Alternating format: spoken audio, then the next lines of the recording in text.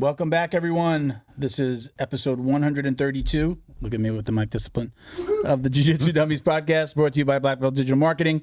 Anything you need to build your business on or offline, website design, Google Ads, graphic design, printing, we can absolutely help. Check us out at Black Belt Digital Marketing on Instagram or our website, bbdigitalmarketing.com. You can request a free review of your entire online presence today. My name is Milton Campus. I'm a brown belt training out of South Florida. We got Bo and Christian behind the camera. Say hello, fellas. Woo. Woo. That's what it sounded like. Yeah. You just hit puberty. Don't forget to like, comment, download, share, and click that subscribe button. We really appreciate the support. Joining us today is the crew from Renzo Gracie Weston, and one familiar face who trains with them as well. Miguel's back. A couple of quick shout outs, guys. So thank you to our friends over at Flow and Roll. Hands down the best gi and custom gi and no-gi gear in the business.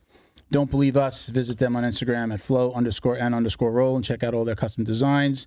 They've got a really cool pre-order program if you're a new gym starting out or you hate laying out $5-10 grand for all your gear. They'll put them on their website. Your students can order right from the website, and you'll get all your gear and any of the profits. So check them out again. Flowandroll.com. You get 20% off of any of your online orders. So if you order a gear or a belt or anything like that, use code JJD. Also, we got Leo Optics. Right, they're a sunglass and apparel company specializing in signature bamboo sunglasses. Their passion is rooted in the jiu-jitsu lifestyle, founded in Southern California with products reflecting the BJJ lifestyle. So you can get 10% off with code JJD at leooptics.com. And then we've got BioProTech. All right, this is a bioidentical alternative to human growth hormone. I currently take both of these. This is the BioPro and then the BioPro Plus with the Quarter Sleep. Yeah, it helps with anti-aging, metabolism, libido, immune system, skin, cognition, and then the Quarter Sleep is going to help you with sleep and stress. All of this with no needles, no side effects. You can check them out at bioproteintech.com and get $30 off with code JJD on any of their regularly priced kits. Basically, like if you got these two kits, it's going to be like almost $300. You'll be right there. Use the code, and yeah, man, that's it. Does it come in acai flavor? Acai? No, but I do love it. Everyone's always like, "Come on, man! Is it a sponsor?" I really do. I feel the difference. Yeah, you've heard me. You know what I say, right? Yeah. You know, got that. You're like a walking boner. Oh yeah. I was gonna ask, what do you say? It's been great. I do disclose. I started taking Astroflave. Which was supposed to be like a testosterone booster, your natural, make your body produce testosterone. Got it. When I talked to these guys, he was like, I said, oh, do I need to stop doing this? He's like, no. He's like, works great together. Keep on doing what you're doing. Even if you're doing TRT, you can do this as well. It helps with that. Yeah. And it's been great. RGR. Human growth hormone. What are you saying? RGR? Yeah. It's HGH, no? Yeah, but aren't the H's R's? You see?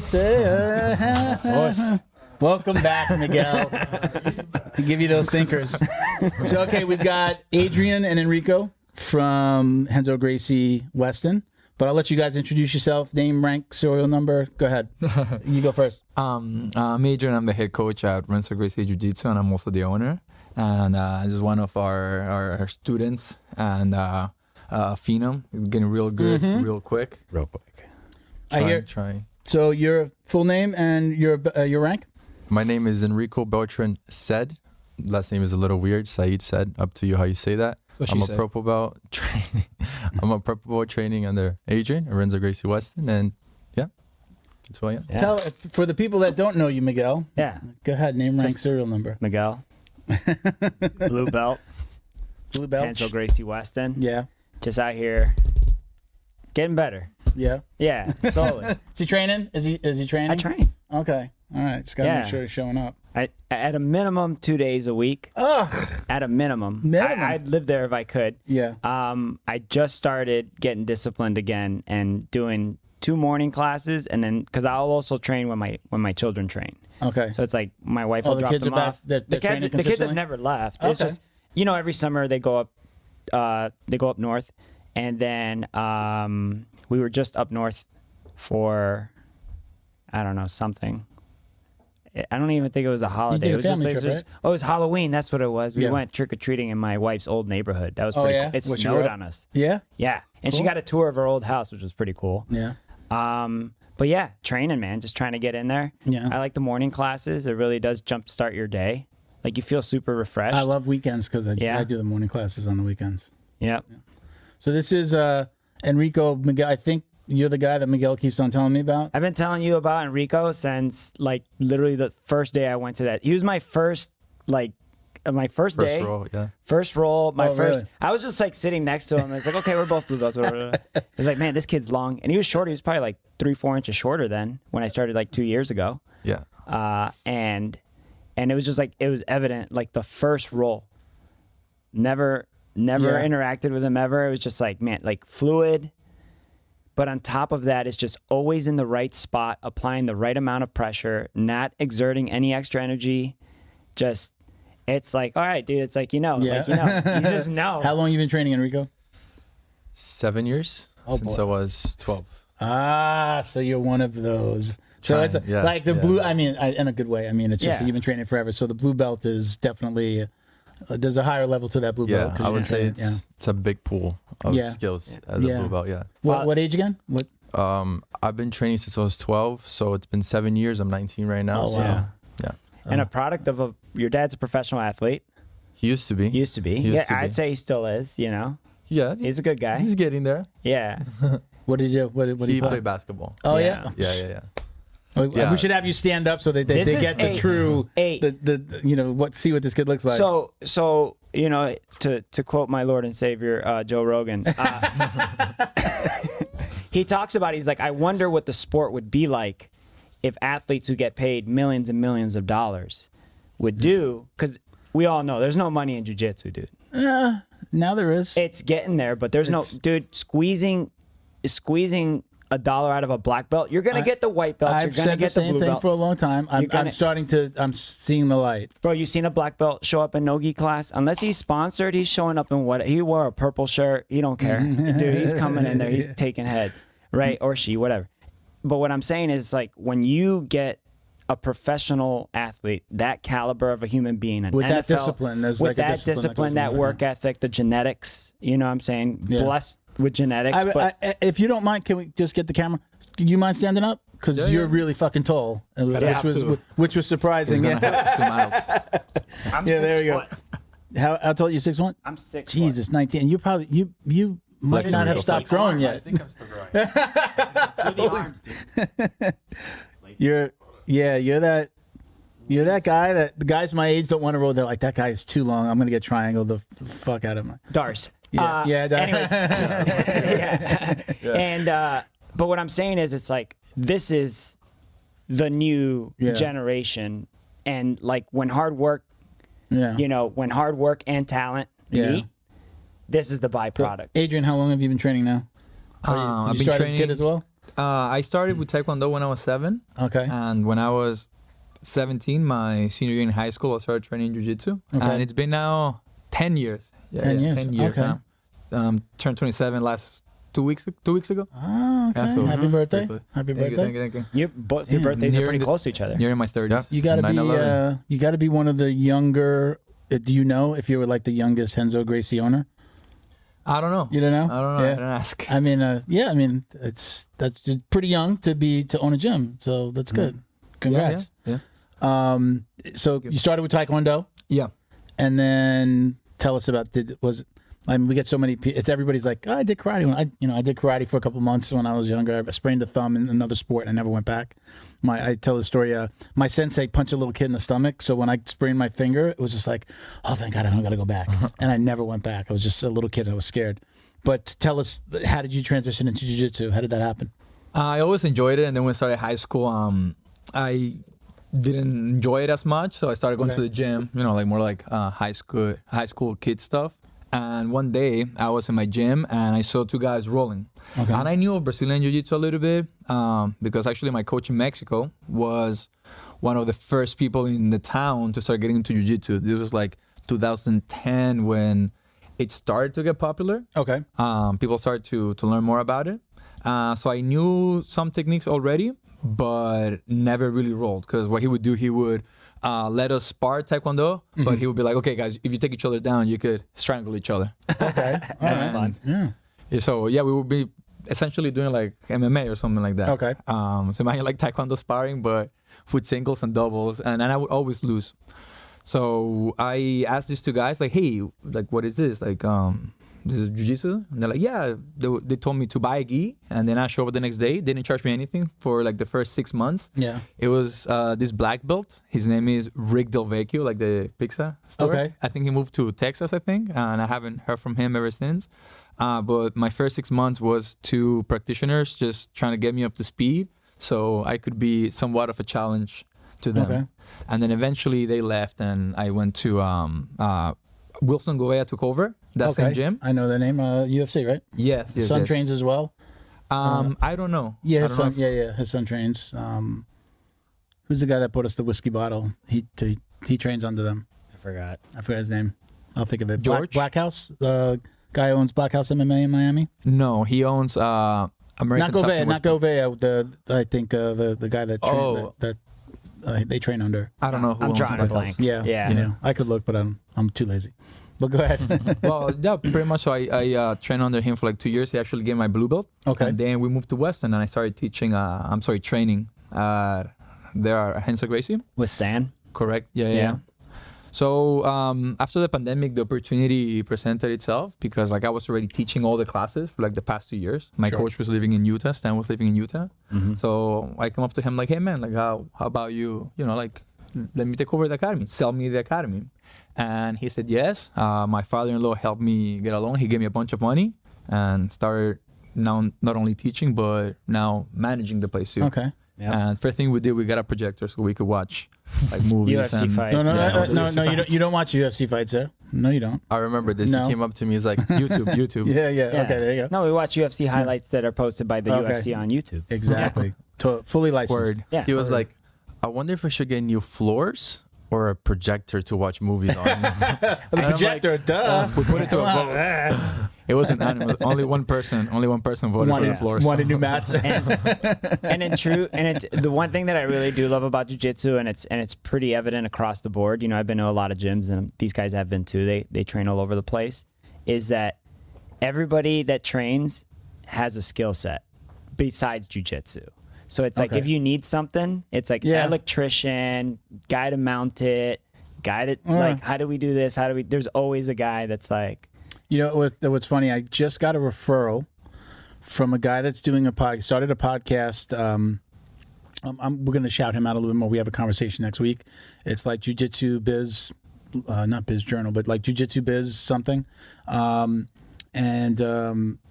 He was just following me, and he saw that I own Black Belt digital marketing, and he sent me a referral, and we booked where the guy's working with us already. It's a dentist, purple belt, but that's what he's doing. He's putting together this like almost a yellow pages for people who train jiu-jitsu, but own businesses that do something else outside That's of it. So it's interesting that you said that. And it's also something I've noticed over the years. It's the jiu-jitsu practitioners that are hobbyists. Yeah. And the jiu-jitsu parents who train and who jiu-jitsu, they have their children in jiu-jitsu, they're all very goal-oriented. Okay. They want to be successful. They might not come of means. They might not have means, but you could tell that they're going to survive. They're going to strive. They're going to eventually make it. And the community in jiu-jitsu, especially like our community, and I felt the same thing, when I was at Felipe's and stuff like that. It's like everybody's there to help out. Mm-hmm. The assholes get weeded out every single time. Absolutely. The creeps get weeded out every single time. The people who can't learn to stop spazzing get weeded out every single time. And then if you get your blue belt, you quit. It's like, it's normal. Let me give him a proper shout out because I know we're going to be doing some stuff with him, and maybe we'll have him as a guest. It's BizJitsu_podcast. So again, he just heard about the podcast, saw that I own Black Belt, sent me a referral. But yeah, I mean, it is. I know, I try to keep my money. If I can use a client, I use a client. If I can use a friend, if I can use somebody that's specific to jiu-jitsu, I feel like I'm just going to get something better. And those guys that do last, like you said, it's like, that you can trust them. Like you trust in them with your neck and your arms and your arms, right? So. Yeah. So we didn't come back to the gym, but is this the young man that just fought Combs? Yeah. You beat John Combs Impressive in ADCC? Yeah. Talk to us about it. So this year I got injured around February. I hurt my lower back and I was out for 6-7 months. Like I couldn't train for 6-7 months. And this tournament coming back was my first one back. Okay. And my only goal was to not get injured. That's all I wanted to do, right? It's hard to roll like that though, because you feel like a little gun shy. Yeah, no, right? it's not like the best mindset to have, and I know that. But for this tournament, I wanted to exaggerate that mindset so I wouldn't get hurt. Because last time when I hurt myself was in a tournament. Okay. So I just wanted to exaggerate that a little bit. So like I kept telling myself that I didn't want to get hurt. So it's Saturday, the brackets come out. My first match, John Combs. I'm like, oh. Is this the one is this Jersey? This was Orlando up north? Open. Oh, Orlando, yeah, okay. November 4th, happened around 2 weeks ago. Okay. So I go on the brackets. Brackets just came out. I was like, all right, John Combs, #1 seed is your first match. I'm like, oh, all right. Let's see what we can do here. But I wasn't like, oh, I'm gonna lose. It's a waste of time. I was excited, right? Because I was happy to be back competing, and I was like, well, I'll try my best. I don't know. Like, I'm not gonna think I'm gonna lose. I'm not gonna think I'm gonna win. I'm just gonna do it, And so throughout the match, he passed my guard. I was down 3-0. He passed my guard, and with around 1 minute left, he passed my guard again, and I locked up a buggy choke where he didn't get points for it because he was in a submission, and then I transitioned to a triangle. And there were like 20 seconds left at this point. And then my coach was like, just pull in the head. I didn't have time to get an angle. So I pulled with everything I could. And then like everything I could. And he tapped with 5 seconds left. Wow. So it was very I don't know if cinematic isn't the word, but it was very like surreal. People would say surreal. Exactly. Like, exactly. What just happened? Yeah. Right? It's like, what? I couldn't believe it. Your mind is processing the win and like, did this really happen? And where am I? And, exactly. Right? There's a lot going on. So congratulations. Was that your first ADCC trials? It was an open. So it was an open? Yeah, it was an open. Yeah. The open is more like tournament style? Like how IBJJF does like Miami Open. Okay. It's the same thing. Yeah. So ADCC now, they have like opens, which is just like IBJJF, but it's their rule set. And then trials, they have like, I believe it's 2 per country, right? So the East Coast just happened in New Jersey a couple weeks ago. And then West Coast, I believe, is going to happen next year around March. I don't know if they released the date yet. So there's like 2 in US, 2 in Europe, 2 in Brazil, 2. So I believe there's been 1 or 2 European trials so far and 1 the East Coast. Yeah. So how did you do the rest of that tournament? I lost the second match. Anybody, a name or anybody in particular? Or no, it was just a random guy. I think so. Throughout the match it was 0-0, but I felt I was very dominant. I was on his back and I had double wonders, and he like got Kimura off of it and he tapped me with it. But and like, were you still in that mindset of like, oh shit, I still don't want to get hurt, or did you come off the combs like, fuck this, I'm good, I don't got to worry about that? Was it still a thought in your mind? Yes, I would say so. I would say so because I was so like, I really didn't want to get hurt again, Yeah. And like when I tapped, I was happy. I was like, oh, okay, it's fine. I'm not injured. This is great. This is all I wanted. But then a couple of days went by and I was watching the footage. I'm like, dude, how did I lose that? Then I got mad at myself. And then I was like, I shouldn't. I know that I'm aware that it's like you shouldn't go into a tournament just hoping to not get injured. I know obviously I'm there to win. That's the whole point. But for this tournament specifically, I wanted to exaggerate that mindset because I didn't want to get hurt again, and I compete again tomorrow, and I'm not like scared or anything like that. It's jiu-jitsu. It's a martial art. Are you going up to where are you competing tomorrow? There's Onaga in Miami. Onaga, okay. Yeah. I know, what is IBJJF? Is it Atlanta this weekend? It's the same day. Some of my teams are going. Okay. You're gonna go to the Naga tomorrow? Yeah. There were more people in my bracket at the Naga than in Atlanta. So. Oh really? Yeah. Okay. Yeah. So I'm not like. Now I'm like, oh great, I didn't get injured. I'm good. And that happened a couple weeks ago, and I've been back for around 2 or 3 months since my injury, and I feel great. Yeah. So I'm excited. What exactly was the back injury? Do you know? My back's hurting, or did you go to the doctor? And no, I went to the doctor. You've been diagnosed with something. So it was bad. It was weird because when I got injured, I went to a couple of different doctors. I would ask the same question, and I would get a different answer every time. Right? Welcome to the American medical system. Exactly. So I heard it was a herniated disc. I heard it was just inflammation. I heard it was sciatic. I didn't know. And this happened in February up until like July, August. I didn't know what was wrong. Like I would try to work out with the trainer. I would stretch. I would do my best to try to, I would do anything, and it wouldn't work out. Right? Like it wouldn't heal. So then in August, I went to Brazil. I'm from Brazil. I went there with my family as just vacation, right? And we were going like on trails and waterfalls and stuff.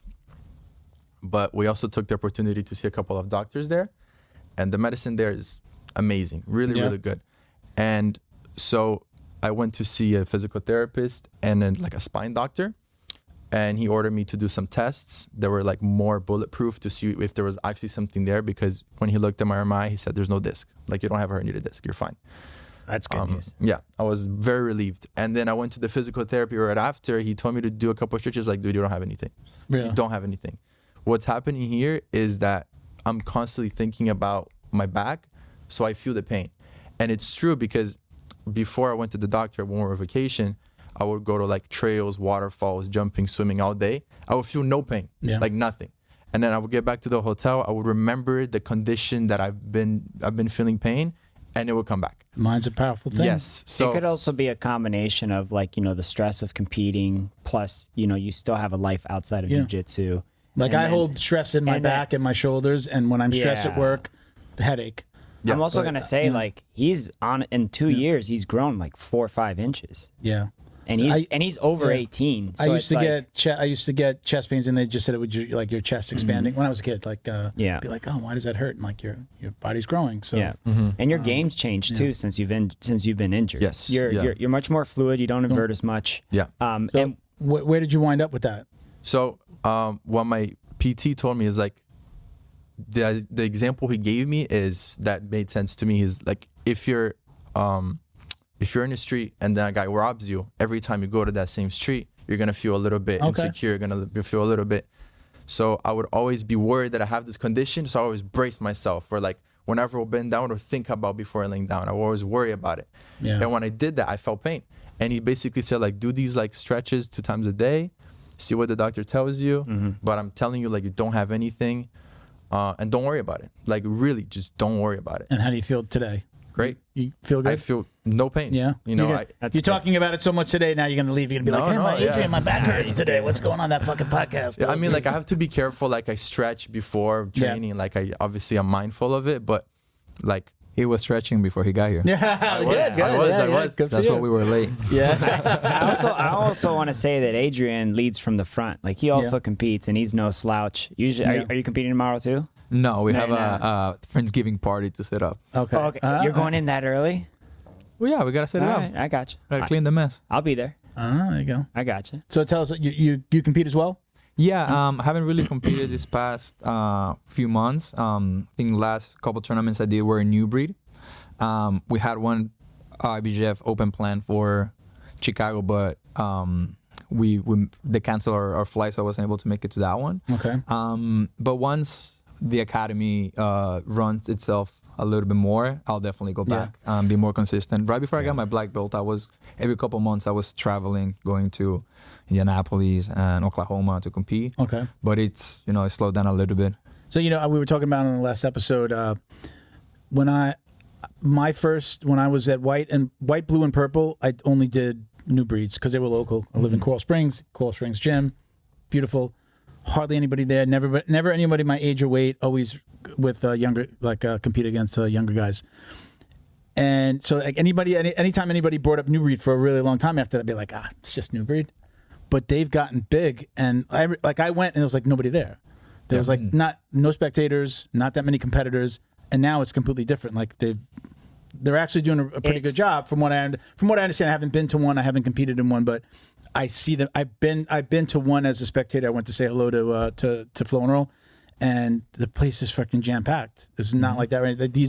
It's not like the no frills version of IBJJF anymore. I would say it's the local circuit.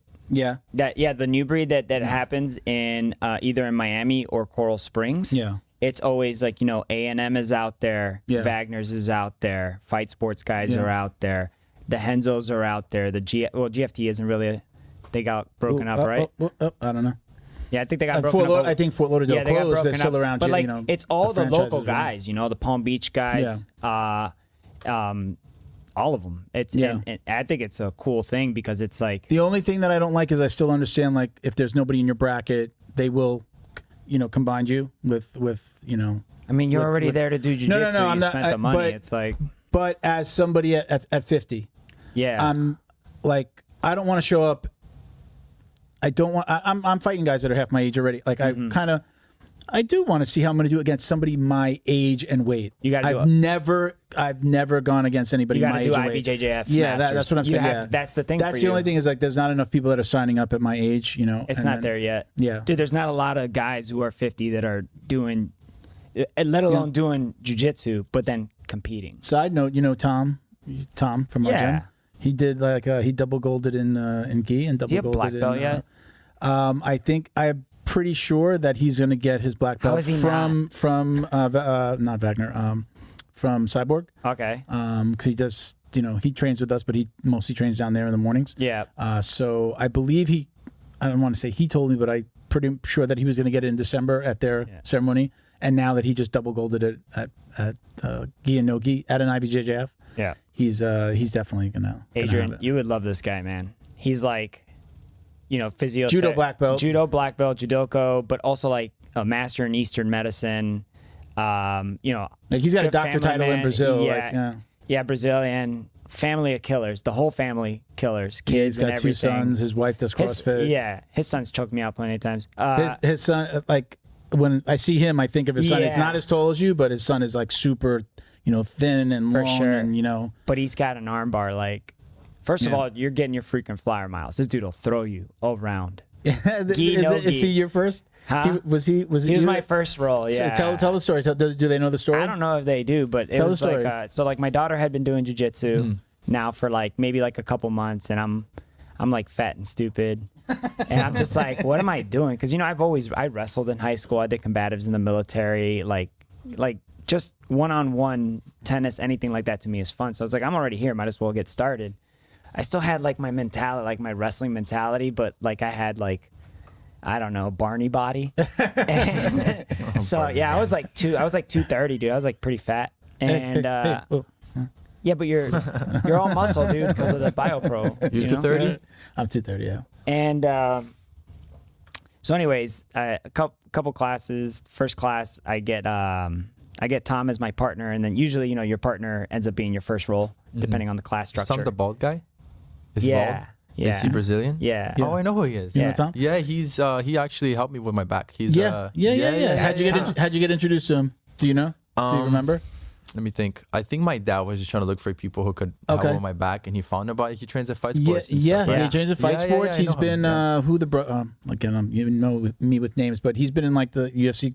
He's cornered. He works with UFC Gilbert. guys. Yeah. Gilbert Burns and his brother. Right, he's really good friends with them, and he's trained a lot. Yeah. But that's Tom. Yeah, that's him. So first live roll, he's at this, you do not know that he's also at that point he was a brown belt in judo. No, I didn't. You didn't know. Yeah. So, anyways, he does a Sasai Sumi Kuriyashi. I mean, I'm just legs up, almost touching the ceiling tiles, land on my back.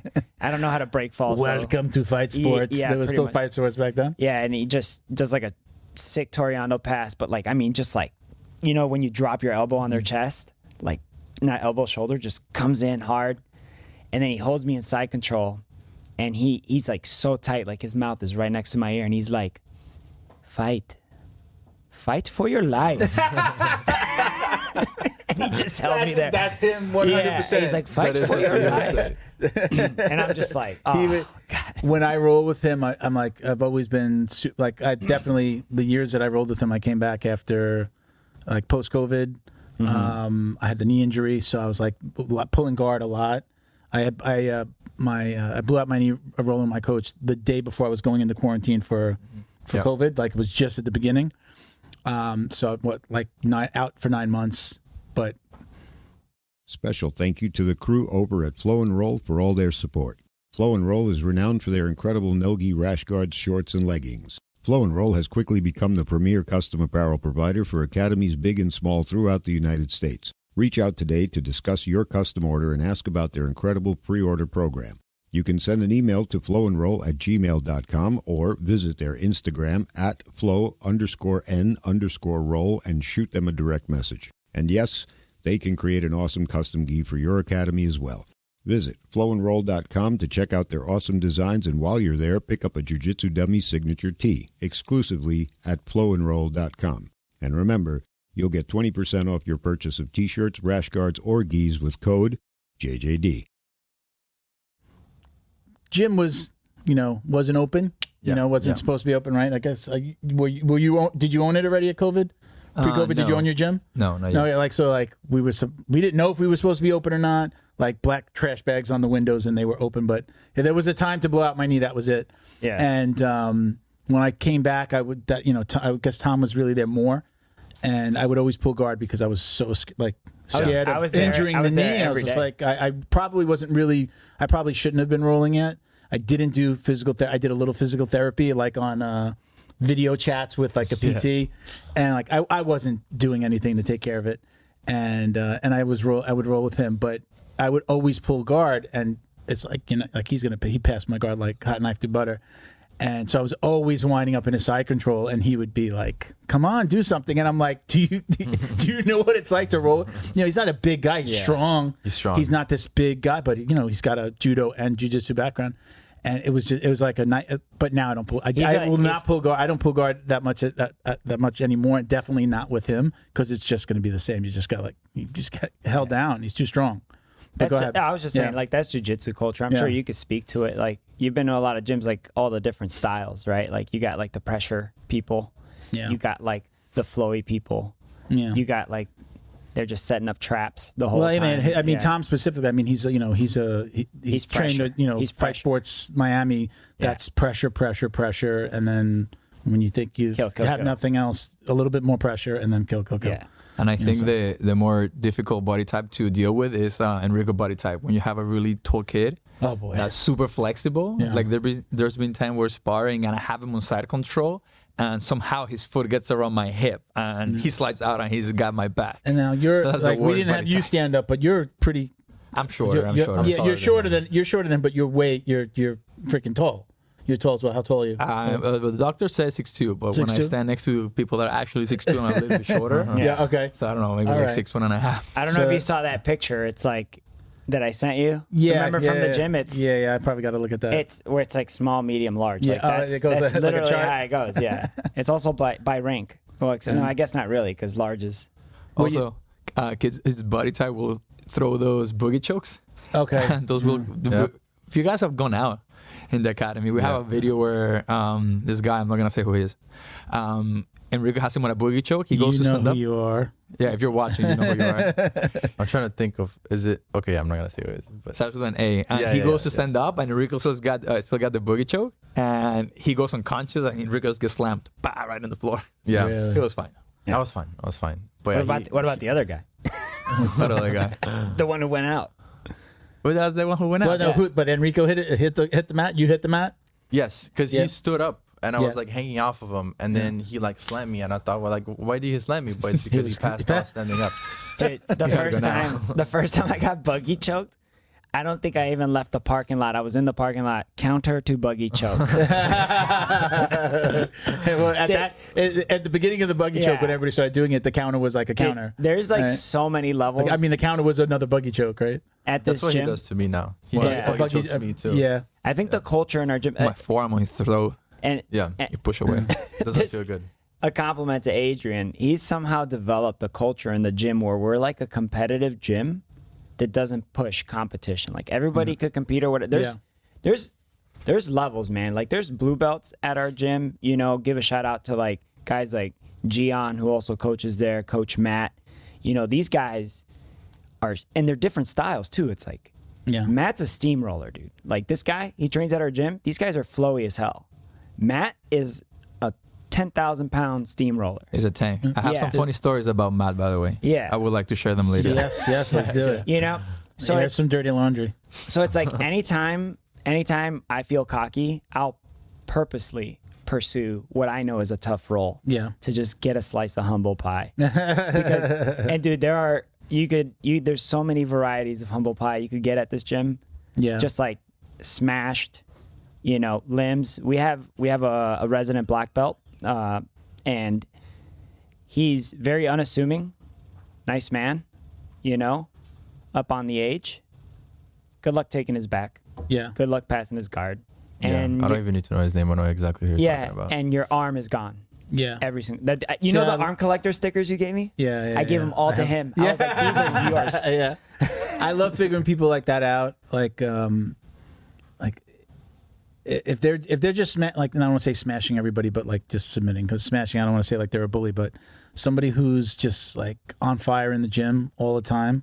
Like I'll watch them, whether, if I'm on the wall or I just see them rolling after class, and I just love figuring it out. I love I know what would work. I know what would work, and then that doesn't work, and then I go back to the drawing board again and let's figure it out. I have somebody in the gym that I'm doing that with currently. I'm definitely not going to say his name, but I figured out that I know how to frustrate him, and then the frustrating opens up doors. That's a strategy. Yeah, he's also a judo guy, and I'm not saying that I beat him every time by any means, but I went from him being able to submit me to now he's not submitting me at all, and now I'm frustrating him. Very rarely do I submit him, but when I do, I'm just like, okay, you just got to frustrate him, because he loves just like butterfly sweeps. So I just kind of figured out some things to keep him in that position, and now he can't sweep me. So I've just figured that out. And now it's okay, now let me work on the next problem. But that's what I love about jiu-jitsu, is figuring those things out. But it's dude, I had a guy submit me the other day for the first time, and he verbally, after I tapped, he went, yes. And he earned it. He legitimately earned it. And I've been what belt was he? What rank? We're same rank, but okay. Yeah, and but it was just it's just so funny, because I know the feeling of a guy that they got your number. Yeah. And then you get it. Yeah. I didn't even get mad. I was just I get it, bro. Have you ever done that? That's happened to me, but I've never celebrated. In here, I might have celebrated in here, same. but it's never come out here. Me neither. Yeah. In the car. Yeah. God, is it? How about you? It was the other way around. So I was going with this guy, and I was going easy with him, but I don't think he got the message. And then when he tapped me, I saw him. He went just like this. But I'm like, dude, I'm warming up. I'm not the same guy, is it? It's not the same guy. We'll compare notes. Yeah. But I was like I didn't say anything. I wasn't offended. I just thought it was funny. He was so excited, and I'm like. I'm not how about you, Adrian? I mean, as a coach and a gym owner, I'm sure you see it as well. Yeah. I get upset at them when they celebrate. Yeah. Imagine being on the other side and your opponent just submitted you and he get a highlight on you. You would want him to be respectful. Yeah. So can we tell him about the Well, go ahead. I'm sorry. No, I was gonna say, I think last weekend we did a new breed, and one of our guys he beat the guy, and he was just like banging on his chest, and so I'm like, hey, dude, relax. Easy. Yeah. I don't like that at all. I think I'm a fan of the old school way of the martial art. It's celebrate when you get off the mat. Shake hands, get your arm raised, and then celebrate with your team later. Man. But this whole ripping open the game, okay. Go just not the Peloton. Not the hugest fan. So also, you're in a local tournament. If you win Worlds, go crazy. Yeah, that's true. That's Worlds ADCC for sure. Yeah. Do a cartwheel. Alex. Backflip. You got the energy. Do a backflip after you win Worlds. I'm not sure if Alex listens to the show, but I'm gonna out Alex. Which Alex? Barber Alex just came. We have a training partner. He's a purple belt. He's been out for a little bit, health reasons. He came back. He's back. He used to do. He go an air check when he. Oh yeah. He had his list of people that he couldn't submit or that he wanted to submit, and he would do an air check. And I think it's all context based, though. You know what I'm saying? But, he doesn't mean it in a bad way. No, he's just a cocky motherfucker. That's how he is. Yeah, he's just a cocky motherfucker. But he'll go out of his way to do you a favor. You know what I mean? Super. I get my haircut from him every Saturday. He's my boy. He's my friend, so I could talk about him. But we had actually we were on the outs for a little bit because. One time we were doing, it was just catch and release, right? So just, show that so that you got to keep on rolling, don't stop for 5 minutes. And he gets me in a triangle, and I'm like, okay, waiting to and he just starts cranking on my neck, pulling my head and tightening it up. And I'm just like, what's up? And when he, I didn't tap. And I got out, and then like I was on the floor, and he was getting up, and I like threw a kick at him, but like I didn't catch him and then we like almost got into it, and the coach was just like got in between us, and he's like, Alex went outside, and the coach was like made me roll with him right there, and made me roll with the coach like right now, get this out, get out the frustration and roll it out, and we rolled for like a minute, and I was just like I was so pissed off, I was like no, I don't want to do it, and I just didn't listen to him. That's the guy that like then we were on the outs for a while. So then he was air checking everybody as he would get people, and I think he's tapped me once, and I was just when he caught me, in my mind I said, if he fucking air checks me right now, the next roll I'm going to murder him on the next roll, and he didn't, and he has since been gotten more humble, and he stopped doing that. That's good. I'm glad. Yeah, I'm glad a 40-year-old man has grown up. Sorry, Alex. I rolled with him the other day. He's just back. I mean, he's like literally like maybe under 5 classes that he's been to. Yeah. And he wound up. We drilled and then we rolled, and he goes. So we're rolling okay, and he winds up like he sees Felipe. He sees the coach walk over. And I don't see the coach, but I'm like, why is he all of a sudden going harder? And I like turn and I see the coach, and I'm like, oh. So then I picked it up as well, And then I told him, I said, I looked at the coach, I said, you saw what he did, right? And he goes, yes. I go, yeah. I go, you motherfucker, you picked it up just because you saw him, like you wanted to like impress. I want to ask a question to Adrian. Adrian, do you do this on purpose? What? Do you purposely like walk, like if somebody's kind of like, you like walk up next to them so they know that you're watching to just kind of like turn them up a little bit? Sometimes, yeah. I like do that mostly with the kids, because like some of the kids, they rather just like lay down and like be silly or talk to each other. Yeah. But like the adults just go at it. So like sometimes you want to see what's going on, like if you have a grip or something like that. But like no, I don't do it too. You've done it to me. I just want to see how you're doing. When there's somebody that outweighs me by a lot all the time. I just want to see how you deal with the situation. If you can get the sweep. Horrendously. How do you deal with somebody that comes in the gym? I'm sure you've had to deal with it at some point. Hopefully they don't get weeded out, but they kind of correct themselves. Like when you got somebody that's rolling hard, like a brown belt or a purple belt that's like beating up the white belts, bad, not beating them up like in a good way, like technically, but like, and maybe not trying to hurt them, but like really putting it on like, hey bro, that guy's brand new, man. Let him get his feet wet before you start really ripping them apart. Do you have to humble those guys sometimes? Yeah, if it's one of our guys, like one of the people that we've been training for a while, like we just talk to them. Like, hey, listen, man, like you gotta be helping these guys out. How about you let this guy start from a dominant position and you work your way out of it? Let him start on your back or side control. You know, if it's someone that's new, they're coming in from outside, checking out the gym, stopping in from an open mat. Then like I would have either Enrico, Matt, one of our mat enforcers go with them. Yeah. But I always tell these guys like, hey, don't match fire with fire. Like don't go in and beat him up and put him like a nice crossface. Like finesse your way to the back. Like let the guy go hard, and you just get out from an underhook and like strangle him, or like get like a nice triangle. Yeah, just to show him technique it's more important than you know where I'm going. You know where I'm going. Tell him your theory on you guys and being nice. Go ahead. Tear him apart. Yeah.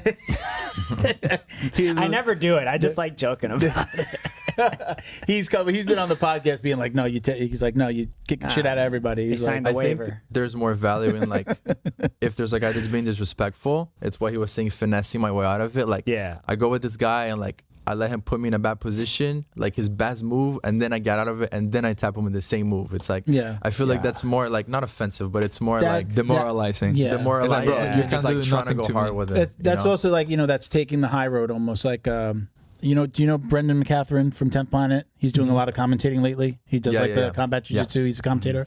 We've had him on. And one of the things he says is like, when I have a guy going hard like that, he's like, I want to beat him gently. Yes. Like I want to show him that even though you just went crazy and went hard and you're trying to kill me, I'm still going to submit you. Jiu-jitsu, the gentle art, right? I'm going to show you. So I haven't always. I've got the ego, and it kind of it creeps in once in a while. But I definitely am trying. I've combined that with Drew from A&M. Do you guys know A&M? Drew? Drew, yeah. Yeah, Drew Phoenix. Drew, we got into a comment disagreement, but he posted something about, like, he posted a video that said, I tell my guys to smash the lower belts, and then somewhere in there, and I didn't catch it when I commented, he was just like, technically smash them, technically use your skill, You know, just like almost like you're doing a really good flow. They're doing jiu-jitsu. They're trying to kill you, but you're just, you know, you're pulling out every trick that you have in your bag. And I put that together with what Brendan said. So that's kind of the way I deal with somebody who's like going really hard. We have a white belt that's with us right now. His girlfriend trains with us. He started. She's a blue belt. He's white. And I've rolled with him a couple of times, and he's bigger than me. He weighs more than me. He's taller than me. And he's so spazzy, brand new, never done jiu-jitsu. He's so spazzy that I've just stopped rolling with him. Not for no other reason than like his passing of the guard is like basically falling on top of you. And it's because he's new, you know? Yeah. But I'm like, I have to go to work tomorrow. I have shit to do, and I can't, you know, I can't worry about an injury because of something like this. So like I'll let the other guys get that spaz out of him, and then when he starts doing jiu-jitsu, then I'll roll with him. And then I rolled with him the other day, and he's gotten better, but it's still like his passing is almost like, you know, the people's elbow. Like he's coming down like really hard on his side, like just dropping on top of you. So the people's elbow. I mean, it's real. That's how I see it. Like he's just like trying to get past your guard, you know? Yeah, like that. But you just take his back. He'll be good. Well, again, it's just like super fucking spazzy, like grabbing your gi, like going like this with your gi, like just really crazy. Like he's not doing jiu-jitsu yet. He's still learning, you know. What do you think about that? Your guys, when a new guy comes in, is he rolling day one? Does he wait a week? You go right in. What do you do? What's your policy? Yeah, good question. I'll get to that. But what you were saying earlier about the you know, like the intensity with the new guy, also that shows the guy, the spazzy guy, that technique is king. Yeah. The problem is when you have a really athletic guy that he can get away with bad technique because of how athletic he is. Like we have a teammate of ours, older guy, very strong guy. He used to do martial arts before, lifelong martial artist, and he's just so strong that he gets away with all these things. Like he would like crush your head from inside of the guard, and you would have to let go because like the pressure is so great. Yeah. So. Yeah, they take a little bit longer. I had a guy visit our gym. He's a Marine. He's got to be like 265. And I told him, I'm like, he's a blue belt. And I told him, I'm like, hey, just be careful. Like came to an open mat on the weekend. I'm like, hey, just be careful. You know, you're a pretty big guy. These are like, there's some young kids in here. And I kind of pointed out like that guy looks like he's a grown man, but that guy's 17. Like, you know, like just be careful. I'm rolling with him, and he got stuck in my guard, and I'm holding him. I wanted to see what he had. And he put his head right here. He pushed so hard, like something popped, and I had like an injury for a while. Like a floating rib type thing. Yeah, man. And I'm like, I just finished telling this guy, like, but his comment to me when I said that was, he's just like, no, I know. He's like, I'm a visitor here, man. I'm like, of course I'm going to be nice. And then he did that out of frustration and just like pushed it down. I was like, oh fuck, and it hurt for months. Yeah, you know, I've had like the injuries in the back, but I haven't had like something like that right there. I'm feeling the age, man, and I honestly like. I just like go sometimes. Sometimes I'll literally like just starfish on the mat. Like if they're doing some spazzy dumb, like I'm gonna rub my chin on. Yep. I've embodied the spirit of Craig Jones and just let them come in and just like whatever. If they really want it that bad, it's like exactly what Coach said. Do it with finesse. So it's like they really want to pass your guard. I was like, I know their side control is dog shit. So just lay down, let them pass your guard. Yeah, and a lot of times I'll just turtle, like if we're starting a round, or maybe I submitted them and we're starting. I'll just go to like turtle and be like, okay, you know, like or I'll ask them what do you want to work on. If they're super spazzy, like let me just give them the position instead of getting hurt, and just they're trying to pass my guard and one of us is going to get hurt. So give them something and then let them work. Yeah, I think that like that's happened to me before when somebody's spazzy, even though like you said, like you told the guy to go slow and then he didn't go slow. I think that like obviously it's their fault, but what's up to me in that situation is to control how I react to it, right? Like if he gets frustrated and I get frustrated back, then like I'm not gonna get anything good out of it either, you know? But if I tell the dude what he shouldn't do and he still does it, even though he's at fault, I still get to like control like my behavior or my attitude towards what happened. And I feel like if he does something that he shouldn't have done, and I finesse my way out of it, like he does it and I don't get competitive, I don't get frustrated, I'm like, okay, like this dude's like, he's an asshole, whatever it is, but I'm still gonna like, because if I just go as hard as I can, I'm not gonna get anything good out of the road either. Like I'm not doing myself a favor either, you know? So I try to like finesse my way into like, I go hard, and when I say go hard, I mean I try to tap him as many times as possible, but with just technique, you know? And like how demoralizing is that? Like this dude got frustrated, he went hard, Like he did something he shouldn't have done, and maybe he's aware of it, maybe he's not. And either way, it's still like, and I still got tapped like 5 times. Like, do you? You're still young. Do you ever have a conversation as a young guy, but who's been training for a really long time? Will you talk to that guy and be like, hey, maybe bring it down a little bit, be a little bit more gentle, or look, let me show you something like that. That's usually how I get somebody into, instead of saying like, hey bro, you're going too fucking hard, you're going to hurt somebody. I'm like, hey, let me show you something. And then I get into a little bit of a coaching mode, and they usually wind up calming down and then understand, okay, I need to do the move, not worry so much about this pass or being so aggressive. And like, tapping's part of the game, right? We're all going to tap. It's not like nobody's looking at you going, there's the guy that does the check or those are few and far between. Yeah. Do you have conversations with people? Do you feel comfortable in saying something to somebody? Yes, if they exaggerated too much. Yeah. Like, let's say like I told them to not do one thing, or maybe they just do something on accident because they're spazzy. Like, they don't know any better, Yeah. But I feel like if they like keep doing this thing, even though like it's been signaled that they shouldn't, then I'll tell them like, hey bro, like be careful. Like, I got it. Do you empower your guys to do that? Are you okay with that? I know some coaches are like, hey, I'm the coach, leave that to me. Or are you okay with the blue belt, the brown belt, the purple belt, like having, hey, bro, let me kind of coach you? I know like my coach will be like, hey, save it for Facebook, come on, roll. Like he doesn't love the coaching, especially if it's like lower belt and lower belt. But what do you are your guys empowered to talk, and do you feel comfortable with it? I listen to what they're saying, like if they're giving good advice, because for example, we may have a white belt that has a really good triangle, and he's giving the guy advice on how to finish his triangle. And I listen, like I see from afar, and I see if he's good advice, then by all means. Sometimes I've seen it happen, and the advice is wrong, so I just come up to them and I'm like, hey, actually, you want to do it like this. Because like in the future, like they have to be able to coach each other and like help each other out. Yeah. So like, if you put a stop to that, then it's not encouraged. Be careful with Miguel, because Miguel's going to have all the white belts smashing each other on day one. No. That's what I was going to say. My heart, honestly, like if I have to be self-critical, like I talk too much shit and I'm really nice. So it's like sometimes I'll be like, no, I think that's the way you should do that. Maybe like I don't think, and then like Adrian will walk on me. He's like, no, you don't want to trap the arm. It's actually more advantageous if it's not trapped or something like that. And it's good, but it's also a learning point for me. A, it's humbling in terms of like, I don't know everything, and then B, it's good because he's like, not only did I get the how, but I got the why. Yeah. And then I guess the question that I wanted to ask to Adrian was with like, I believe that everybody has to go through the spazzy phase. Like it's you do. It's just like a phase you have to go through. Yeah. But I also think it's beneficial. Like you get spazzy guy, you give him to somebody like Enrico, or you give somebody to like a brown belt, purple belt, something like that. Because I think that's almost do you agree it's like the most realistic as it gets? Yeah. Also, two spazzy guys is a recipe for disaster. They will hurt each other. Like for instance, like if the new guy is rolling with Miguel, and he's doing something stupid, like he's like trying to fall back and he's gonna hurt his knees, Miguel could move him a little bit.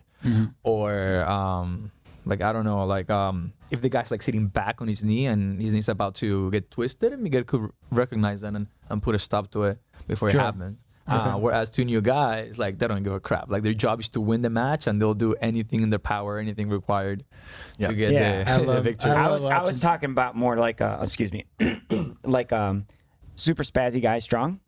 You put him with a guy who's seasoned, and knows how to protect themselves.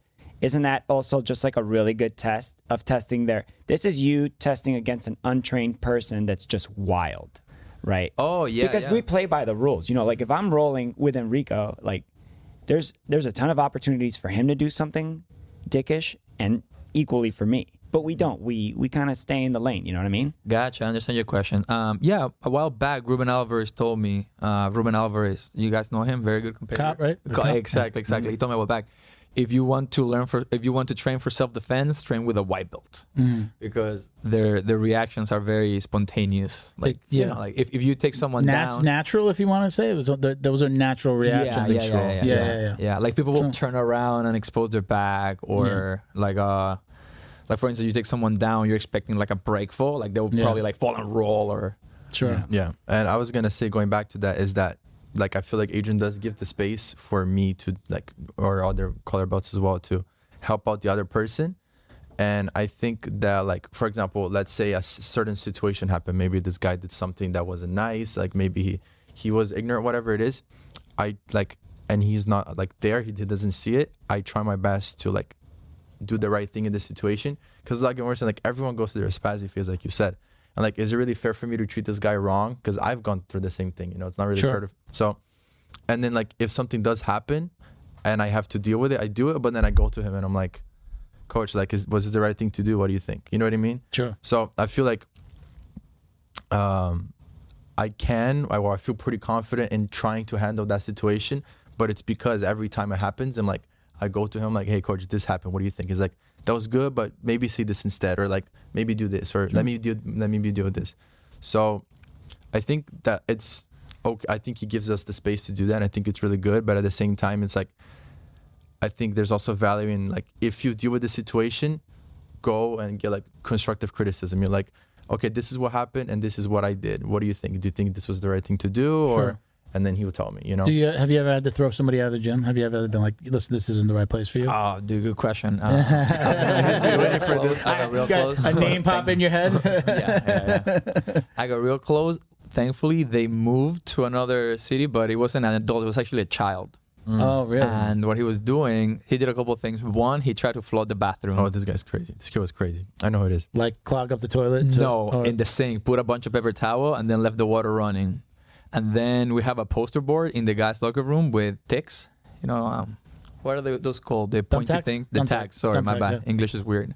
So he would grab one of those and put them upside down in the floor. So when kids come in, really? Like they was like, yeah. So that was the time where I was like, all right, yeah, you're a danger. Did you ever have to talk to his parents? Like yes. mention to the parents? Yeah. Yes, plenty of times, and it would work for a couple of days, but then the kid would go back to that behavior. Did they not? They didn't speak English though, did they? Yeah, kind of broken English. I could communicate with them, but yeah, I was literally about to tell a mom like, hey, listen, sorry, but he can't train here any longer, and they moved to another country. It saved me that conversation. They knew, bro. They knew. That's why they moved. They moved just because of you. Yeah. Not because of that. It wasn't just your sink, I bet. I heard. Yeah, that's true. There was I saw a video the other day of like craziest things that have happened. We used to ask that as a question, but Tubby Aliquin was answering the question. Tubby? Yeah, she said she's close to here. Somebody, I'm going to her. They've got a seminar on December 2nd. That we're going to. I'm going. I RSVP'd. I'm excited.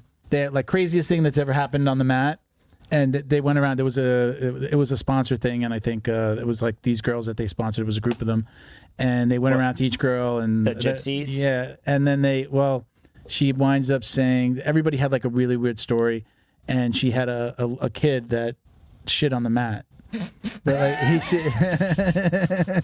it's on her gi or no gi. It was in a gi, and it was in a gi, and it fell out the bottom of the gi. She said, yes. "Oh my god!" A little kid. I had one. So the kid wasn't wearing underwear. Well, I mean, you could still, maybe you put it on. I don't get that specific. I don't want to know those. I had a little kid. I hope it was solid. I had like a 4 or 5 year old kid in my first school. I used to help coach, and my coach wasn't there. And he was just like, hey, coach, I got to go to the bathroom. So he goes to the bathroom, and he's in there forever. And I'm like, what's going on? And I felt so bad. When I went in to check, he had the door open. Like he was a little kid, so he didn't close the door all the way. So I go look in, and he's just standing there looking at the wall. He couldn't get his gi pants open fast enough, and he peed on himself. But like, I'm not, I have a daughter, and now, I have a stepdaughter now. But what am I going to do? I'm like, I'm alone with other kids. There are no parents here. There's no coaches. And I'm like, I'm not like a kid myself. I'm in my 40s. But this kid's peed. I'm like, but I got to take this kid's clothes off. This is like really strange. Somebody walks in and I've got a little boy naked in the bathroom. Like, what the fuck do I do? Yeah. So my coach actually wound up showing up, and he had a little boy. And like he took care of him. But that was like my craziest. I felt so bad for the kid. He came back. He came back like a champ. He didn't he didn't wear it like I don't want to go back. That's not the craziest. What's the craziest thing you've seen on the mats? I mean, you've been on whatever Taekwondo and whatever the whole thing. The craziest thing. I told you the weirdest thing I think in terms of teaching. One time I went to Trainer Academy, North Carolina, and the coach would show the move one time. And then we would all separate, practice the move. Well, I'm sorry, he didn't teach it one time. He taught it multiple times. But we would practice it one time and then go back to see the next move. and he would show it. So you only drill it once? Once, yeah. So I do it to you, you do it back to me, and then we go see the next move. What was the reasoning behind it? There was no good reasoning behind it? I didn't ask. I mean, I was a guess. So he did this with 6, 7 moves. And in my head, I'm like, bro, no one remembers the first one. Yeah. Like, so I think that's the...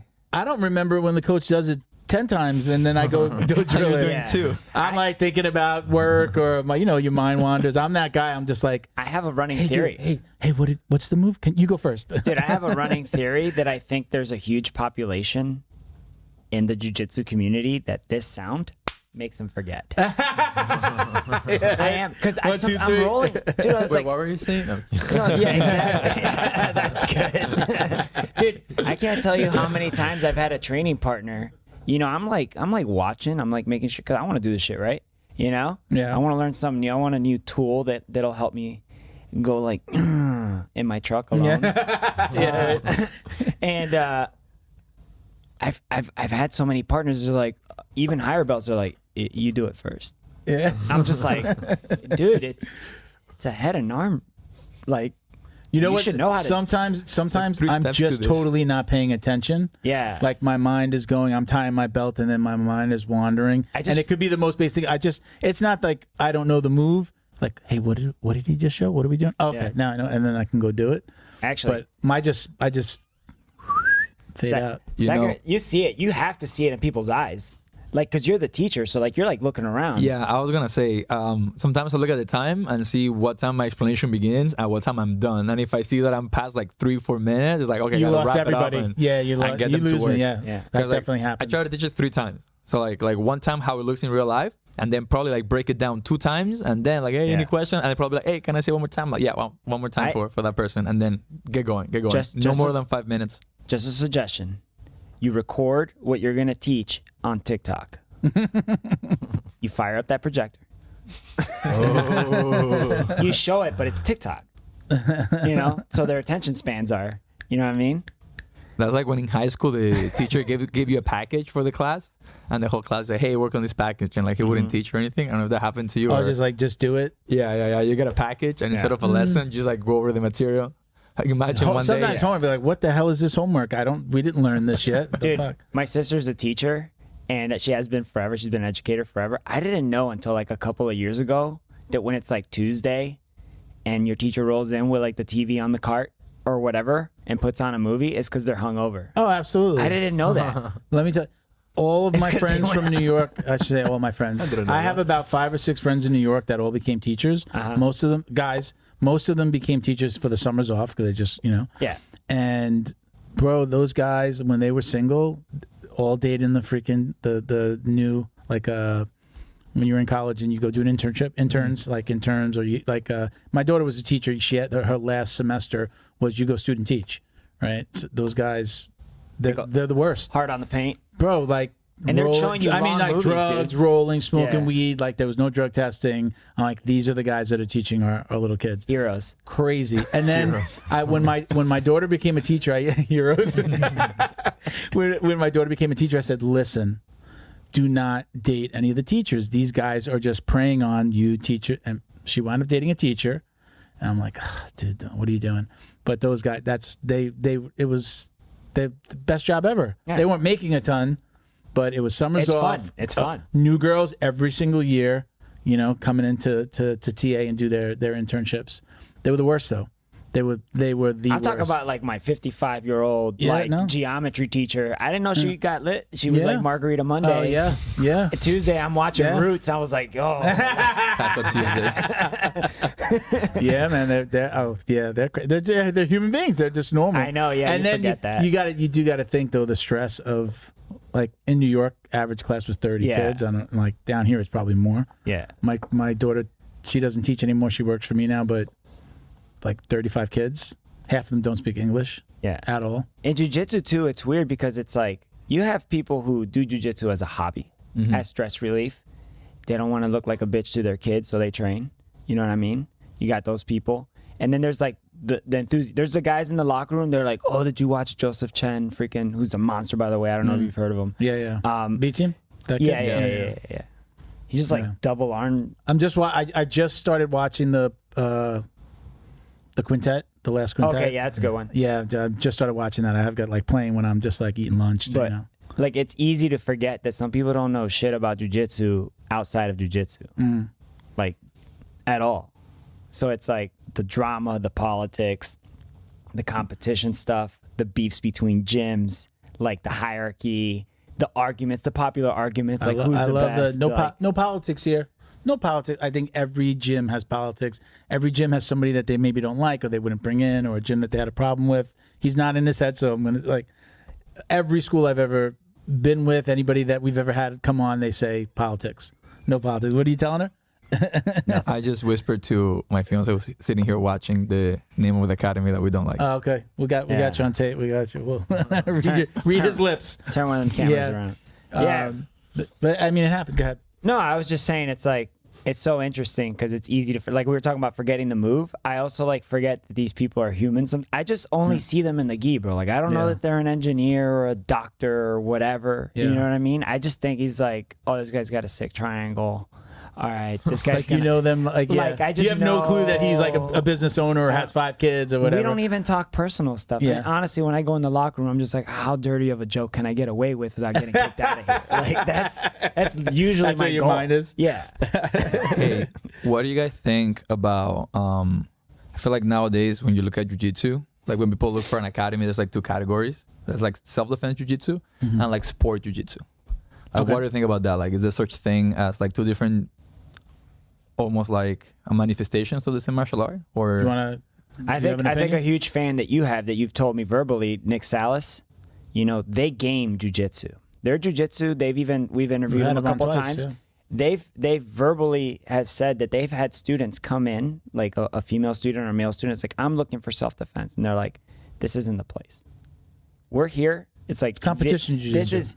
And not even that. This is like, we're gaming the system. We're like, these are the rules, and this is how we can circumvent and use these rules as an advantage in order to win. You're not even going to get a sub sometimes. You'll win by advantage or something like that. But you're going to game the opponent, game the system.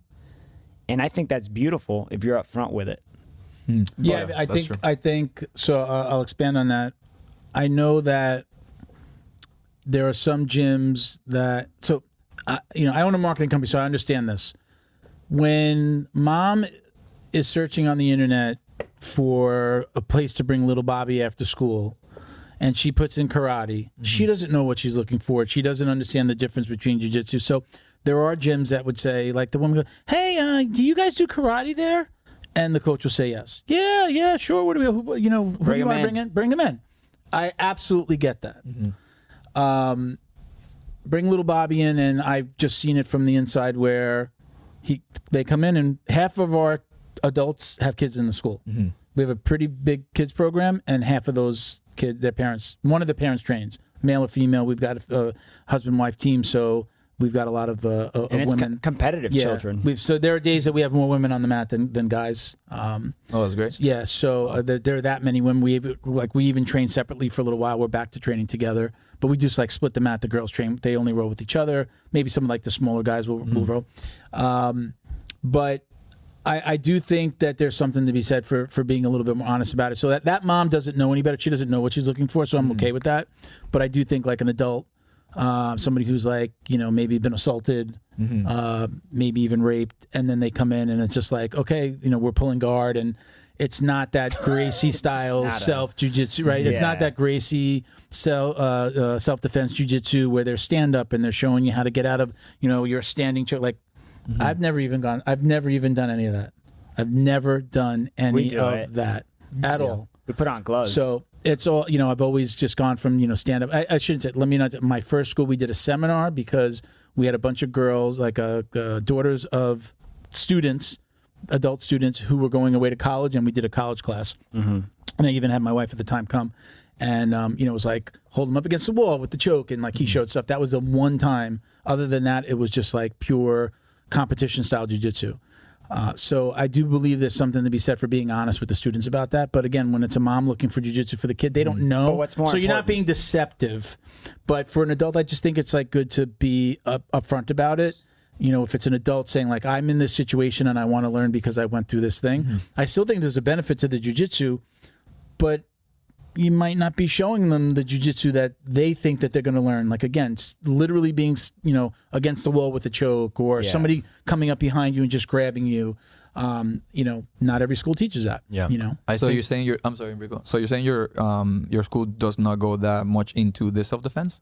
No, we're more of like he's developed his kids program into what's now becoming the adults program, right? It's like these kids have aged into 16, 17 years old who've been like Enrico, been training forever, and so we've become more of a competition school. Gotcha. So, but didn't always start like that. But it was just like he was developing his program, and he knew, I'm going to invest in the kids because the kids are going to be the future. They're the ones that are going to stay the longest because there's somebody over their shoulder going, you have to go to jiu-jitsu today, versus the adults that maybe come and go a little bit more.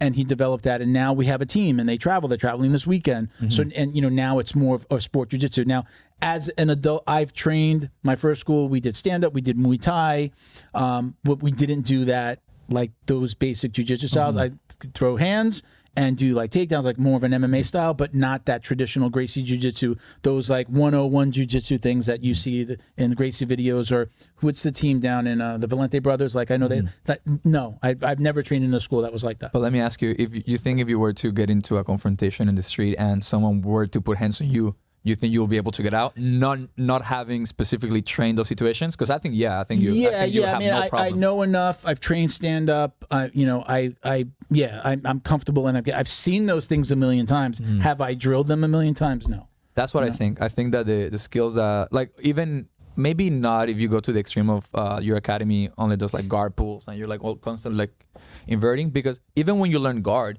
you're still learning takedowns. Yeah. Like at some point you have to wrestle up. At some point you can learn a single and double. So I always think back in the 90s, when you wanted to learn how to fight, you would probably go to like a boxing gym. Which probably one of the best ways. Or karate, like karate is also, true. Like karate was a big thing, right? Before jiu-jitsu was the thing. And you wouldn't go in and say, hey, do you guys do boxing for self-defense or boxing for or for competition? It's like you learn how to box. And if you get into a fight, then use your boxing. And you would have to modify that slightly. Like you can't really punch someone with your bare hand. If you head to school, you're gonna like really hurt your hand. So you have to modify it a little bit. Like a lot of people say, hit with the heel of your hand. Sure. Or, like make a strong fist and, I guess hope for the best. Yeah. So what I think is that even if you join an academy where it's purely competition jiu-jitsu, which by the way, like that's not us. Like literally 2 weeks ago, we're punching each other from the mount. To learn the escapes. But I think that even if you do only competition, you also develop those skills that will translate in the real world. Like one of the kids from your gym, I'm sure if they were ever to get into a fight in school, they're not going to have a problem defending themselves. Agree. It's actually 100%. Happened while I was there. There's been a couple of instances where the kids have gotten into a scuffle, and not only did they, take care of the situation, but they didn't hurt the other kid. Like they literally put them just got their back, seatbelt, trapped an arm. I have a student. He's a very good friend of mine now. He was one of the first guys on the podcast. Like in the beginning, it was like me and 4 or 5, or a total of about 5 training partners. That's how the podcast got started. His name's Mauricio. His son trains. He trains. He's a purple belt. He's about to get his brown. And he got a call from the school. And it's like, hey, your son's been in a fight. And he goes, the first question that Mauricio asked him was like, is the other kid okay? And he wasn't being cocky about it. He just knew his son trained. He's like, oh shit, my son got in a fight. He probably fucked somebody up with some jiu-jitsu, No, everybody's okay. Fast forward, that kid was basically wound up. That kid was bullying him. That kid wound up, it was a few months later, that kid started training at our gym, and they're like best friends now. Not like, oh, they're cool with each other on the mat. No, they hang out. They're best friends now, and jiu-jitsu, did that. Yeah, I think even as a competitor, you can still get benefit out of training with hobbyists, because like at Renzo, like we compete, but we're not like a competition team, right? Correct. And I cross train at Renzo Gracie. That's like where I mostly train. That's my home. But I also train at VRMA at Wagner's. Sure. And like at Renzo, most of the people that train there are hobbyists. But I find that and most of the people at Wagner's are competitors. But I think it's even more beneficial because when I go to Wagner's, I know that like I can't just like try to practice something I just learned 10 minutes ago, you know.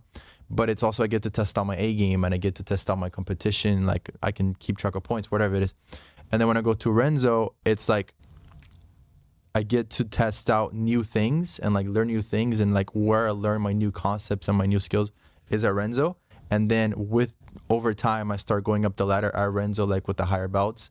And then I go to Wagner's and I also get to test that out. Like if that works there, then I know it works anywhere. Are you just, when you go to Wagner's, are you just going to like open mats? Or do you go to his? I go to his classes. Are they training? They're teaching like a move of the day kind of situation as well. All yeah, right, like a normal class. Like I do which both. Is a tough. Okay. It's a tough and class. you were there as well for a little bit, It's a right? tough class. Yeah. Even just a regular like the 7 p.m. Yeah. You're facing the inside skipping for like 15 minutes. Dude, like and yesterday, then you're, like, walking the wall like on your hands. Oh, his open mat is amazing. It's so good. Yeah. Gordon was there. Yeah, that's how we started going there. Yeah, because so he started going. My coach goes there with his son. Yeah? They train there once in a while. Nice. Felipe and Kai. Yeah, so he started going to Wagner's at open mat every Saturday. He would just like go casually, and he was like, "Hey, like come with me." Who was that? I'm sorry. Adrian. Okay, Adrian. Yeah. He started going there, and this guy, I forget. And I started going with him. He was like, "Come with me," and then that's how I started going. And I was like, "Whoa, like this is like a competition, right?" Yeah. And then eventually we started going more and more, and then now I train there half and half, and like yesterday I was training, and then Gilbert Burns was drilling with me, and I was like starstruck, you know. Don't look like an idiot. Don't look like an idiot. Yeah. Don't look like you're, intimidated or whatever it is. Like, just, everything's He's super fine. nice. He's super nice. Super like, don't get me wrong. He's a Yeah. nice guy, but it's like, and like one of the first times. So let me stop you for a second. So when you're rolling with somebody like that, are you in your mind? Do you change the way you roll or how you approach it? Like, do I take this guy down? Do I attempt to take down? Do I pull guard? Do I not go too hard because then I know that he can elevate and beat the shit? Like, what is your mindset? I think it depends on the context. I would say I never try to like change how, like if I try to change how, like let's say I've been training, like I've been working on my guard pass for 3 months, right? I got a competition. Oh, I'm gonna pull guard. Why would I do that? Like I bring my A game. Like obviously, like if I'm going against a lower belt, that's when I test out my new stuff, right? But like if I'm going against like a Gilbert type character, I'm not gonna try something new. Not to say I'm closed-minded about it, but like I'm gonna do my best. You know what I mean? And like it's fun because when you start going against these people that are high level consistently, you get to also see where you're at. Like I tapped this guy who's really good, and then I think it gives you a lot of confidence as well. Like with the John Combs match, beforehand I wasn't like I was obviously scared, like I was intimidated because I didn't want to get injured. And I think the right word is nervous, right? I don't think I'm ever gonna stop being nervous when I compete. I think I just learn to handle it better. I don't think I'm ever not gonna be nervous, but I think I get to handle that better. You're learning that it's part of the process. Exactly. And like, I didn't go into the John Combs match thinking I was gonna lose.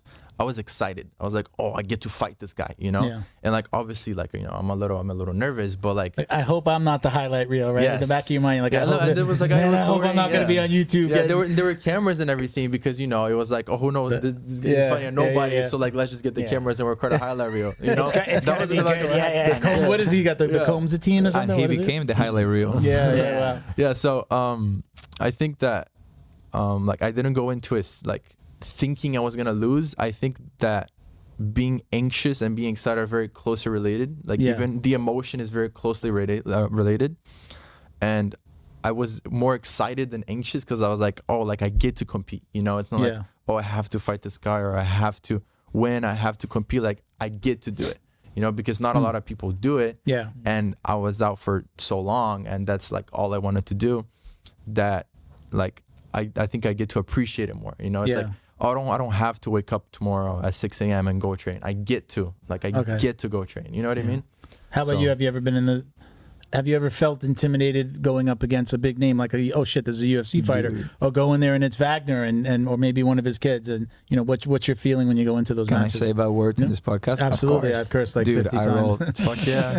Dude, I rolled with Nicky Rod and he fucked me up, dude. He sent me flying like a ragdoll. He body locked me like 6 times, but that was great because by feeling it, I get to replicate a little bit of it. Sure. So after that, my battle game went off the roof. Yeah, that's what I was gonna say. How much did you learn from it? Oh, it was great. And then I went to Austin. What I'm interested in, I'm gonna let you. Sorry. What I'm interested in is right when you're standing across from him in your mind, it's just like, are you? Because I've had this internal dialogue. Okay, I don't want to piss him. I don't want to go too hard because I don't want to piss him off.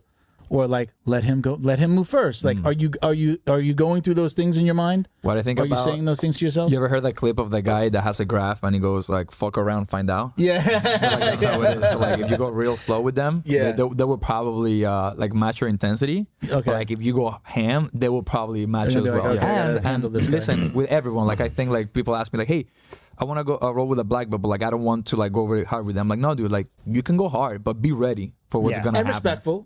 Don't do something. Of course. I think that like if your technique is good enough, you shouldn't be worried about like doing something stupid. You know what I mean? Like I don't think you're gonna. You're not gonna do naturally. Not gonna do something like, stupid. if your technique is good enough, I don't think you should worry about being like disrespectful or like what's the word again? The white belts. Spazzy. Spazzy. Yeah. I don't think you should worry about He's that. so far away from that. He's like, I don't even know the word. I'm so smooth. So I interrupted you. You said you went to Austin when you went to Austin. Yeah. So like the day that when I first rolled with Nicky Rod, my back was hurting a little bit. So in my mind, I was like, if my back was good, I could probably do better. I went to Austin and he fucked me up even worse, dude. Yeah. Yes, because you came back for a second. You go to the Renzo's, right? He's like, I'm gonna make him earn that flight. Yeah. You're gonna come for seconds, dude. I mean, I've had the similar experience, with you, because you know what it's like to roll with your coach, right? Yeah. So you roll with your coach, and it's almost this weird thing of like they want to see what you got.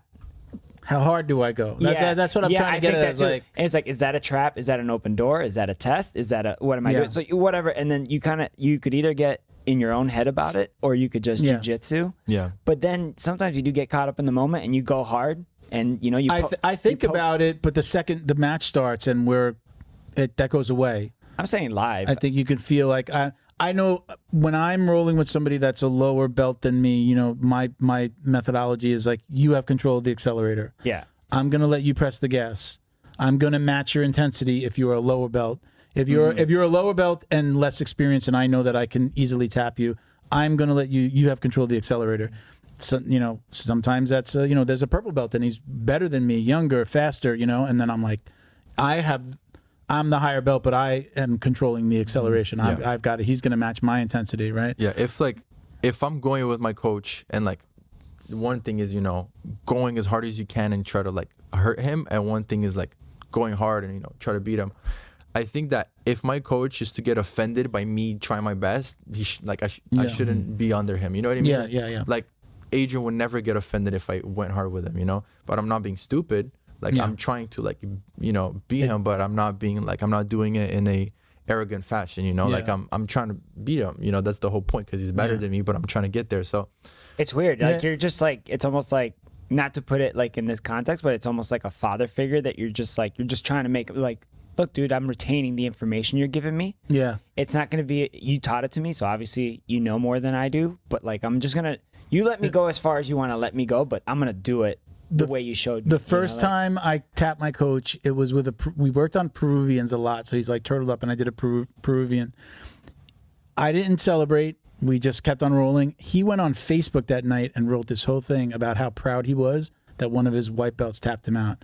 He like felt good about what he was teaching me, and that was, I like that. That doesn't always happen, but it doesn't always happen. Yeah, there's too much. There is definitely too much. There's too much, testosterone in it. What's that? About what? When I first saw my coach, I made a group chat about it. I was so excited. And he was in the group chat. I've never. I'm like what happens on the mat stays on the mat. Like even I've got a training partner now that he'll like tell me after class all like who he tapped, and I'm just like. It feels less and less important the more and more I do it. Yeah, I'm just like, but I try to tell him like, no, don't tap it's like and tell. Kissing and telling. Yeah. Don't tap and tell. You know what I thought about the other day? It's an old Batman quote, but I'm gonna like turn it around. It's like you either live long enough to become Gordon Ryan, or it's like you either become Gordon Ryan or you live long enough to see yourself become Greg Jones. Okay. But like the Batman quote, you know what I mean? Yeah, I know. I just watched it the other day. Because I don't know, man. It really... I know the quote is like, either you die a villain or you live long enough to... No, I'm sorry. Either you die the hero or you live long enough to become the villain. That's what I'm saying. I don't know why I was blanking out on that. That's the exact quote, but I thought about it in terms of like a Gordon Ryan versus... Because they're playing a game, bro. Like, I still think these guys are friends. I don't know. It's a game. In my speculation, he's like troll of the year. If there's a troll of the year, they're both trolls. They're both trolls. But Jones is way better at trolling people. But they're just extracting value from two different. Because there's archetypes. You need a water? There's archetypes in jiu-jitsu. I like this stuff. You know what I'm saying? There's archetypes in jiu-jitsu. Yeah. There's like the I only buy my kids red, white, and blue crayons because these colors don't run. And there's the dudes who come in and they're just trying to octopus guard you. There's the dude who wants to come in and just be Keenan. There's the dude who wants to come in and just like highlight reel you. Like there's just these people that you really could sector them in these different sectors. Sure. And the smart thing to do is if you gain the popularity, and obviously it's backed up by skill. Nobody on earth is ever going to say Gordon Ryan sucks because he doesn't suck. No. Neither do any of the people at the B team. Neither do any people at New Wave. Neither do top ATOS guys, you know, the Rotullo brothers, AOJ, like these, they all have a foothold on the market. Like if you follow, like, let's say Tanya Dalpra, what you're getting is you're getting a straight edge competitor. If that's what you align with, you'd be like fluidity. I wear a white gi. I wear long sleeve black spats and long sleeve black shirt underneath. I'm disciplined. I do this. I wake up every morning. I get in my Porsche Panamera. I pick up a 12-year-old kid. I teach 6 a.m. class. How do you know that? All of this, man? Huh? How do you know? Flow grappling. I saw that too. There's a day in the life with him. Oh yeah, yeah. I'm YouTube. infatuated with jiu-jitsu. Okay, like I took off work to come here and do this. His shoe size is 12. His shirt is a medium size. You know everything about this guy. Yeah, whatever. I pay attention. You know, I know the moves. I just can't do them, bro. Anyways, but it's just like it's gotten to a point where they get popularity, and now they're gaming the system. Sure. So, and you need conflict for that. You know, left, right, red, blue. Like I think there's to that in that particular situation. I think there's something to it though. There's definitely things that have happened. And they don't like each other right now. I think it's a game. Yeah, it's a money making game. Let's change direction because I want to get in some of these questions because I'd love to give out some Buffy mugs and T-shirts to these guys. So I'm going to go down these questions. I'll let you guys both answer. So this is Quavo's Bizarre Adventure. Quavo's Bizarre Adventure. How do you create a solid game plan for competition? That's part one. And what is your mindset going into a competition? We'll let you go first. I can take that. Go ahead. Either. I think when a student comes over and he's like, hey, I want to compete, you got to have a set of skills that are the same for everyone, right? So like you got to be good at getting out of every bad position, make sure no one passes your guard, and you got to have a couple of takedowns. Sure. Okay, now you can like do the competition because like if you can get out, you get pinned and then you're done. So you need those basic skills, break falls and whatnot. And then from there, it's like, okay, we got to have a plan. What are the takedowns that you like? If you can't take the guy down, what guard you're going to get to so you can get things going. Because, you know, if you go to a tournament, I tell everyone, your job is to win the match. Like, you don't have to get a highlight, especially like your first few matches, like until you develop that confidence of doing jiu-jitsu in kind of like the arena. You know, like it's going to be hard to go for like a really flashy move. So pick a game plan, pick a couple of guards that you like, and then you have to do tournament matches at the gym where you're actively keeping track of the points, you know. You were saying that before. You were talking about going to Wagner's, but you keep point. You don't have to say them out loud, but you'll keep score in your head. Okay. Most people do there. Yeah. On those. Go ahead. And I kind of lost. I'm sorry. I'm famous for interrupting. No. That's why I'm single. Do you have anything you want to add to that? I would say that take the mindset portion of that because you're talking about game plan. What about mindset? What is your mindset going into a match? I would say, like, if you're nervous, like I feel like a lot of people try to pretend they're not nervous, but like, dude, you're nervous. Everybody's nervous, and I think you need to like validate that. Like, yeah, you're nervous. It's fine. Like the other dude is nervous too, you know. Yeah. And like, it's what I feel like if you're generally good. Like if you kind of know what to do in every position, that's good. And I think that confidence ultimately comes from like your skill set, right? Like you're not going to be scared or hesitant to commit to a guard pass if you know that if you trust to sweep you, you're not going to get swept, you know? Mm-hmm. So I think a lot of the mindset is translated from your training. Like if you know you're good, like if you're good at passing guard, you're not going to be scared to go into a match and pass the dude's guard, you know? So I think that the mindset I try to have is very like, it's almost like simple in a way, because it's like, all right, I did everything I was supposed to do up until this point. I don't have like, there's nothing I didn't do in my training that I should have done. And if I feel that way, when I go into the competition, I find that I just don't think about it too much. Yeah. You know, like for example, I compete tomorrow. I'm not really worried right now. Maybe tomorrow when I wake up on the way there, I'll start getting a little nervous. Does it usually go away as soon as you're on the mat, slap bump? Yeah. Now definitely.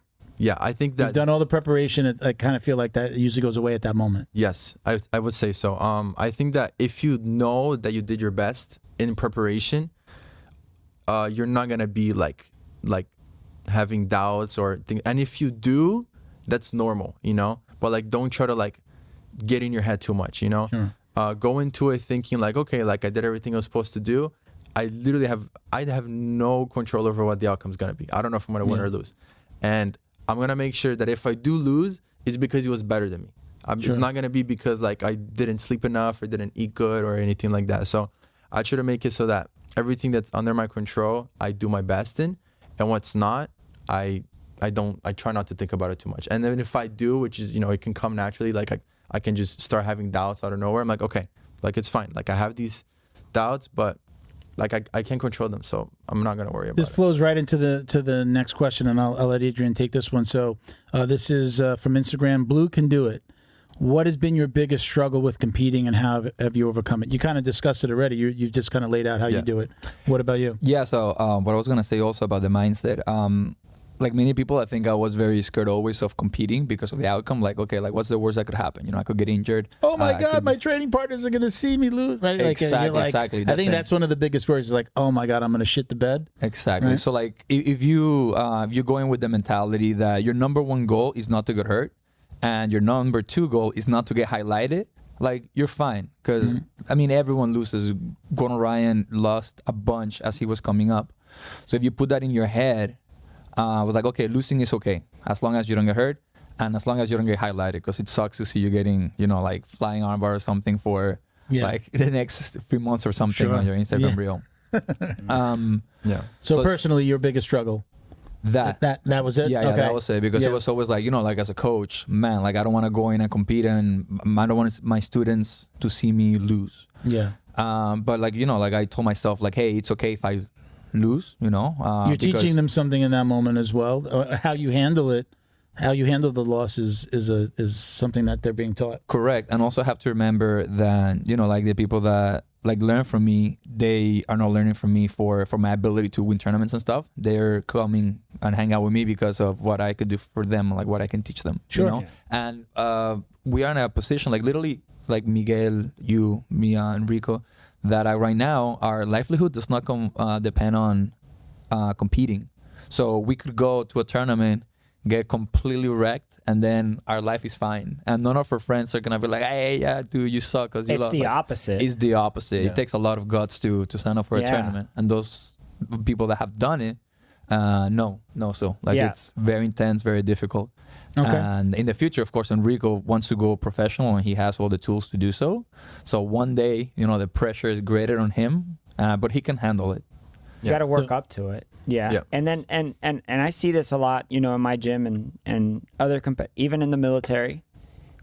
You're gonna have a bad day at the office sometimes. Yeah. You know, and your comrades that have been in those bad days, those similar situations, are gonna walk up to you and they're gonna go like, "How'd it go? All right, cool. Did you learn something? All right. Hey man, good job. You got in there. You know what I'm saying? You got it's in almost there. like like your friends care whether you won or lost and if you learn something, but the majority of people don't give a fuck about how you did this competition. They're worried about paying their bills, their wife, this, that, their own jiu-jitsu. Like there's not too many people that are even going, "Oh, you competed? like Adrian in front of the class, you'd be like, hey, Johnny competed last weekend, everybody clap, and then and you could see the people that know Johnny and know competition, they clap, and then you see other guys are like, who's Johnny? Okay. Because it's like, if you know, It's that let me move on to the next question because we're going to run short on time, but I want to get to our drill down as well. So let's I'm going to ask you both. This is Ethan Sherman asked, what made you fall in love with BJJ? And how do you think it shaped you as a person? Shout out to Ethan. That's my friend right there. Yeah. How I fell in love with it, that's a good story. So when I started doing it, it was in a small gym called the SJJ, Duda Soares Jiu-Jitsu Judo. He moved from Brazil, and it was a very small gym. And at the time, I was playing tennis. I was 12 years old, and my parents were going through a divorce, and it was a very tough time in my life. And my friend at school, my best friend at the time, his uncle was Duda Soares, the guy that opened the gym. He had just moved as well. And he told me, like, hey, like, come try jiu-jitsu, come see what it is. And shout out to Bruno, that's the guy that invited me. And I started going to his gym, and it was really fun because it was like all of our best friends. It was like 5 or 6 of us, and we all trained. And it was like, we kind of didn't pay attention too much. It was just like we went there just to play around. But it took my mind off of it, like it took my mind off of the situation going on at home. And my coach as well at the time, he knew about the situation. So if there's anything going on at home, like I could just go to the gym and talk to him, for example. And I think that translated to why I love it so much. Obviously, there's, the technical aspect, which I'll get to in a second. But I think that's what made me initially love it so much, because it felt like it was something I could do, to get my mind off of it. It was an outlet. Exactly. It was an outlet, yeah. And then I started doing it more and more. And I started training at American Top Team because I felt like at the gym I was in, it was really fun, but it was just fucking around, like it was really fun, don't get me wrong, but it was like, we didn't learn too much. And that was around like a year and a half after. So the situation at home had already calmed down a little bit. And I felt like I wanted to do more with jiu-jitsu. And then I kept training ATT for around a year and a half. And then I had a falling out with the coach. And that's when I came to Renzo Gracie. And at the time I was a freshman, I believe. Yeah, it was middle of sophomore year in high school. And that's when COVID hit. And by that time, it was kind of in my head, like I was starting to like jiu-jitsu more and more. And I kind of I wanted to do homeschool so I could train more. And that was in my mind. It had been in my mind for around a year. And then COVID hit. And I had already mentioned to my parents, like, hey, like I kind of want to do homeschool so I can train more. And they were like, no, stay in school. And then when COVID hit, we had to do it online. And they were like, we were forced to. To me, it was great. So it's your fault. Yeah. It was great. I had a great time in COVID. It was very hard for everybody, and I know that, but I'm very grateful. I was very lucky. And they were like, okay, if you do good in this format, like we'll let you do online. And then a couple months went by, I did good. And then middle of junior year, which was the beginning of 2021, was when I started doing it seriously. And yeah, I think I fell in love with it because of that. It served as an outlet for me to forget what's going on at home. And not only that, but also like it toughened me up, like the nature of the sport is a martial art, right? So you learn a lot from it as well. And I think there's also like the whole technical aspect to it. I really like the intellectual side of jiu-jitsu. I like learning the techniques, and I like the technique. Like I like being technical, like you said, like I like being fluid. Like when there's a technique, I like smooth, because like I'm tall, but I'm not a very strong person. Like physically, I can't like bench press a lot of weight, for example. And when I was around 14, 15, I was in the adult class going with guys that are like 230 pounds. So my only way to survive was technique. I couldn't like muscle my way out of the situations, right? Wait until you get in your 30s. Yeah. Oh, I'm excited for that. I'm excited. Your 50s. Yeah, that I'm not excited about. But I want to. Because of the strength, though, like that's yeah, my you're point. gonna get your man strength, yeah, for real, yeah, it's gonna be good. I'm looking forward to that, yeah. But Primetime Kiko is gonna be legit. I'm waiting. I'm gonna stick around. Yeah. So I would say like, and it's like when I started learning the technique, I started like beating those people. I was like 14, 15. I was a gray belt, and I was, doing good against purple belts. So I was like, this is great. Like I'm actually doing pretty good here. So that I really like the technical aspect of it, and I really like how it served as like an outlet for me. Okay. So I think that's why I like it so much. Very cool. How about you? What made you fall in love? I think. I'm just noticing you got a little dinger there, huh? You got a little black eye there. Yeah, we had a traveling open mat last Sunday. I think many of the skills that you learn in jiu-jitsu translate to real life. My math teacher told me one time, I asked him, like, hey, what do we have to learn? Like, all these stupid formulas. Like, when am I going to need how to replace a square or solve a quadratic equation? And he explained to me, listen, like, you're not going to have to physically do these equations, but the skills that you learn from solving them help you find different ways to get to the same result, to the correct answer.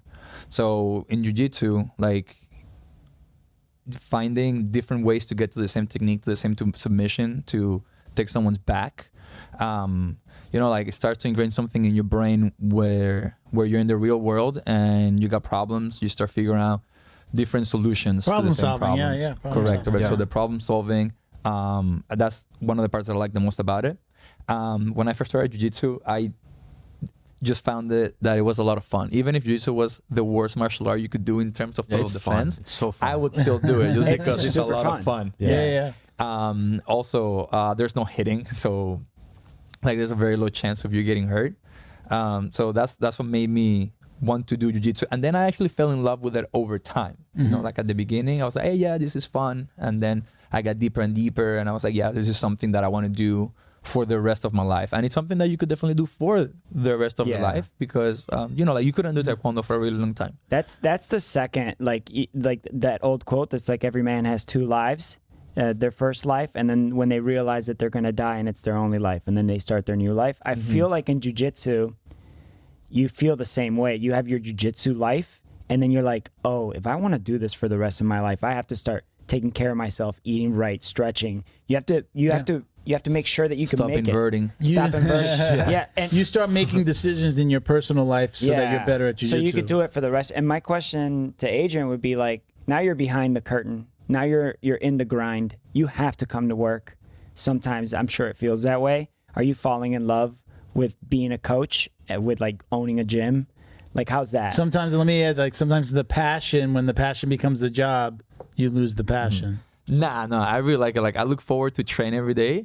The part that's annoying, it's the behind the curtains, is like the corporate stuff, like business side. Yeah, like every Friday I gotta do payroll. Like, I gotta pay this guy. Like, once I get out of here, like, I sit at the computer and send stuff to my hey, how many hours did you work, bro? Like, like following this guy, following like also like the gym. Like, everything decides to get broken. Like, at the periodically, same time, right? Yeah. So it's like changing lights, fixing the AC, and it's my responsibility. That's the annoying part. But training every day is pretty cool. The business of the business. Like, I was training before I got here, and now that I have some power, I get to like figure out the schedule.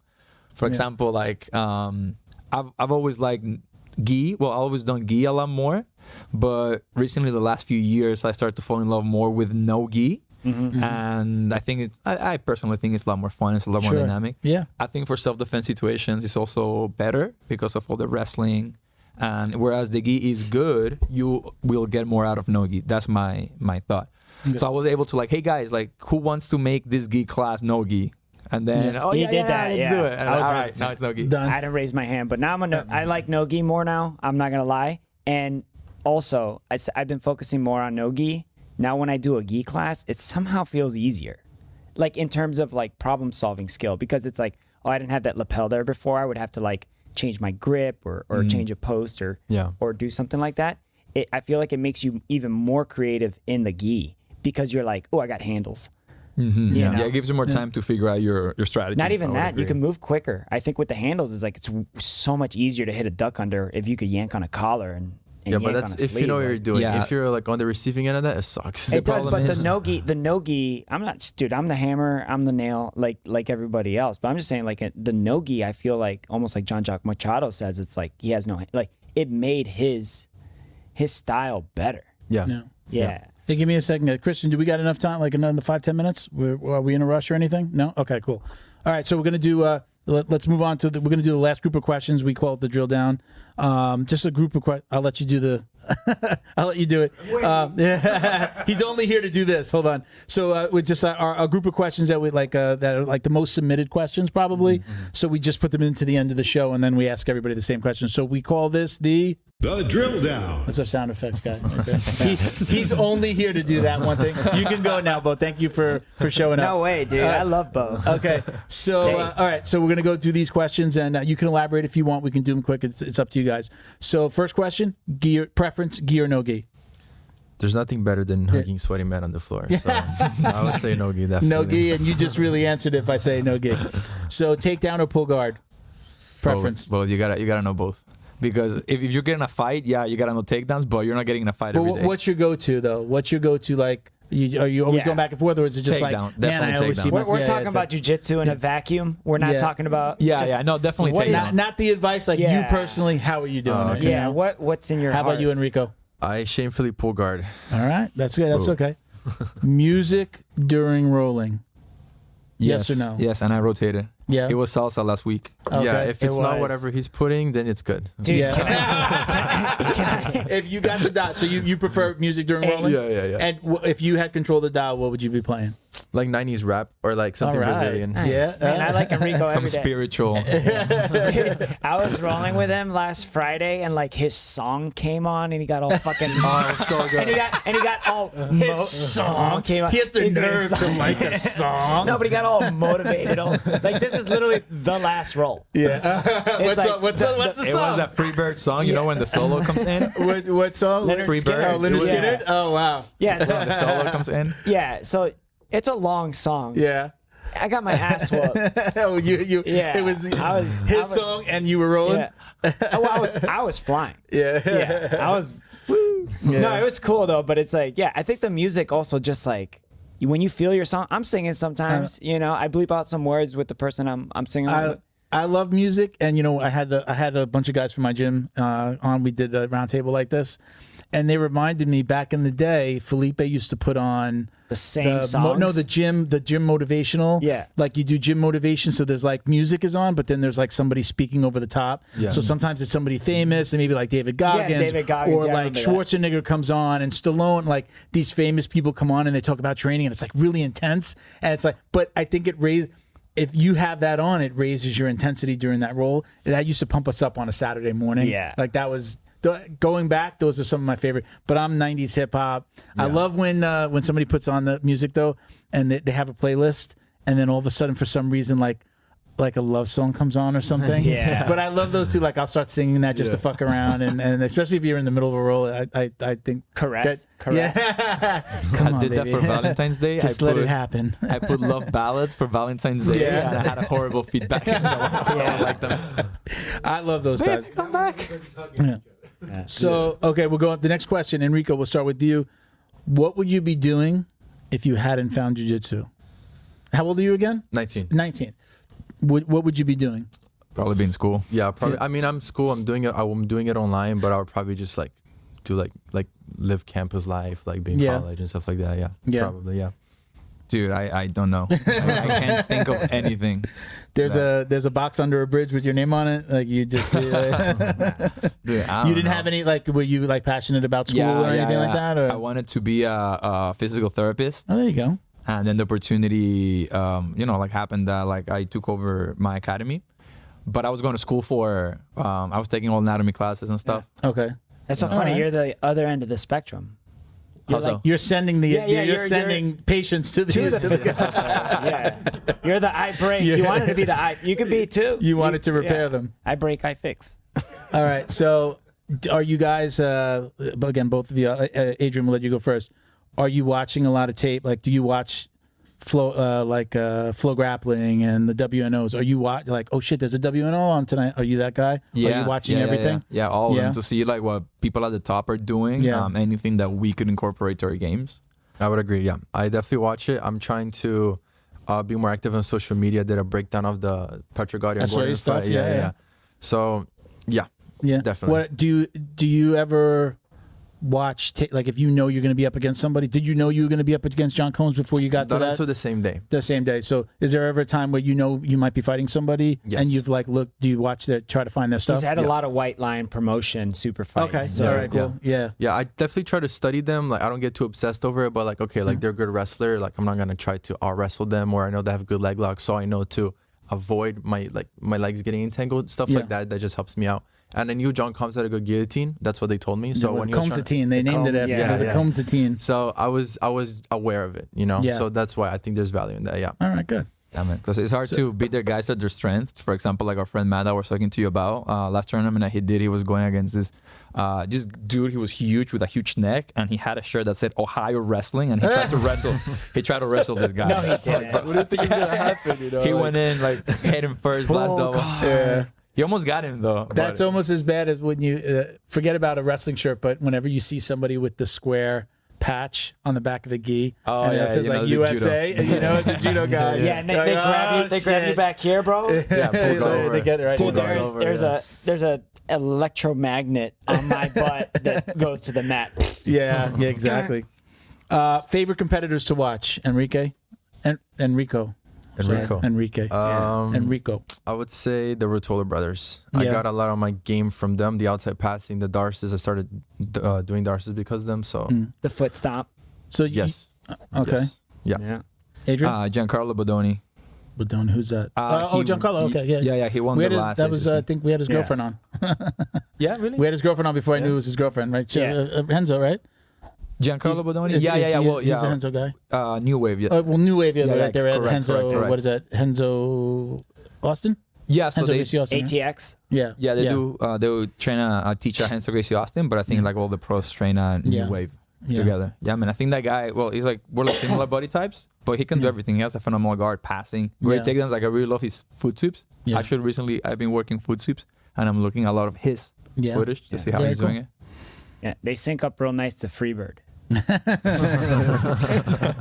Enrico, I was going to ask this question when you answered the last one, but we'll continue on to this. So, Coach mentioned something before that I think he might have used the word you want to go pro. What is your ultimate goal in jiu-jitsu? Where do you see yourself in 5 and 10 years? I would say in 5 years, I see ADCC definitely 1 or 2 times at least.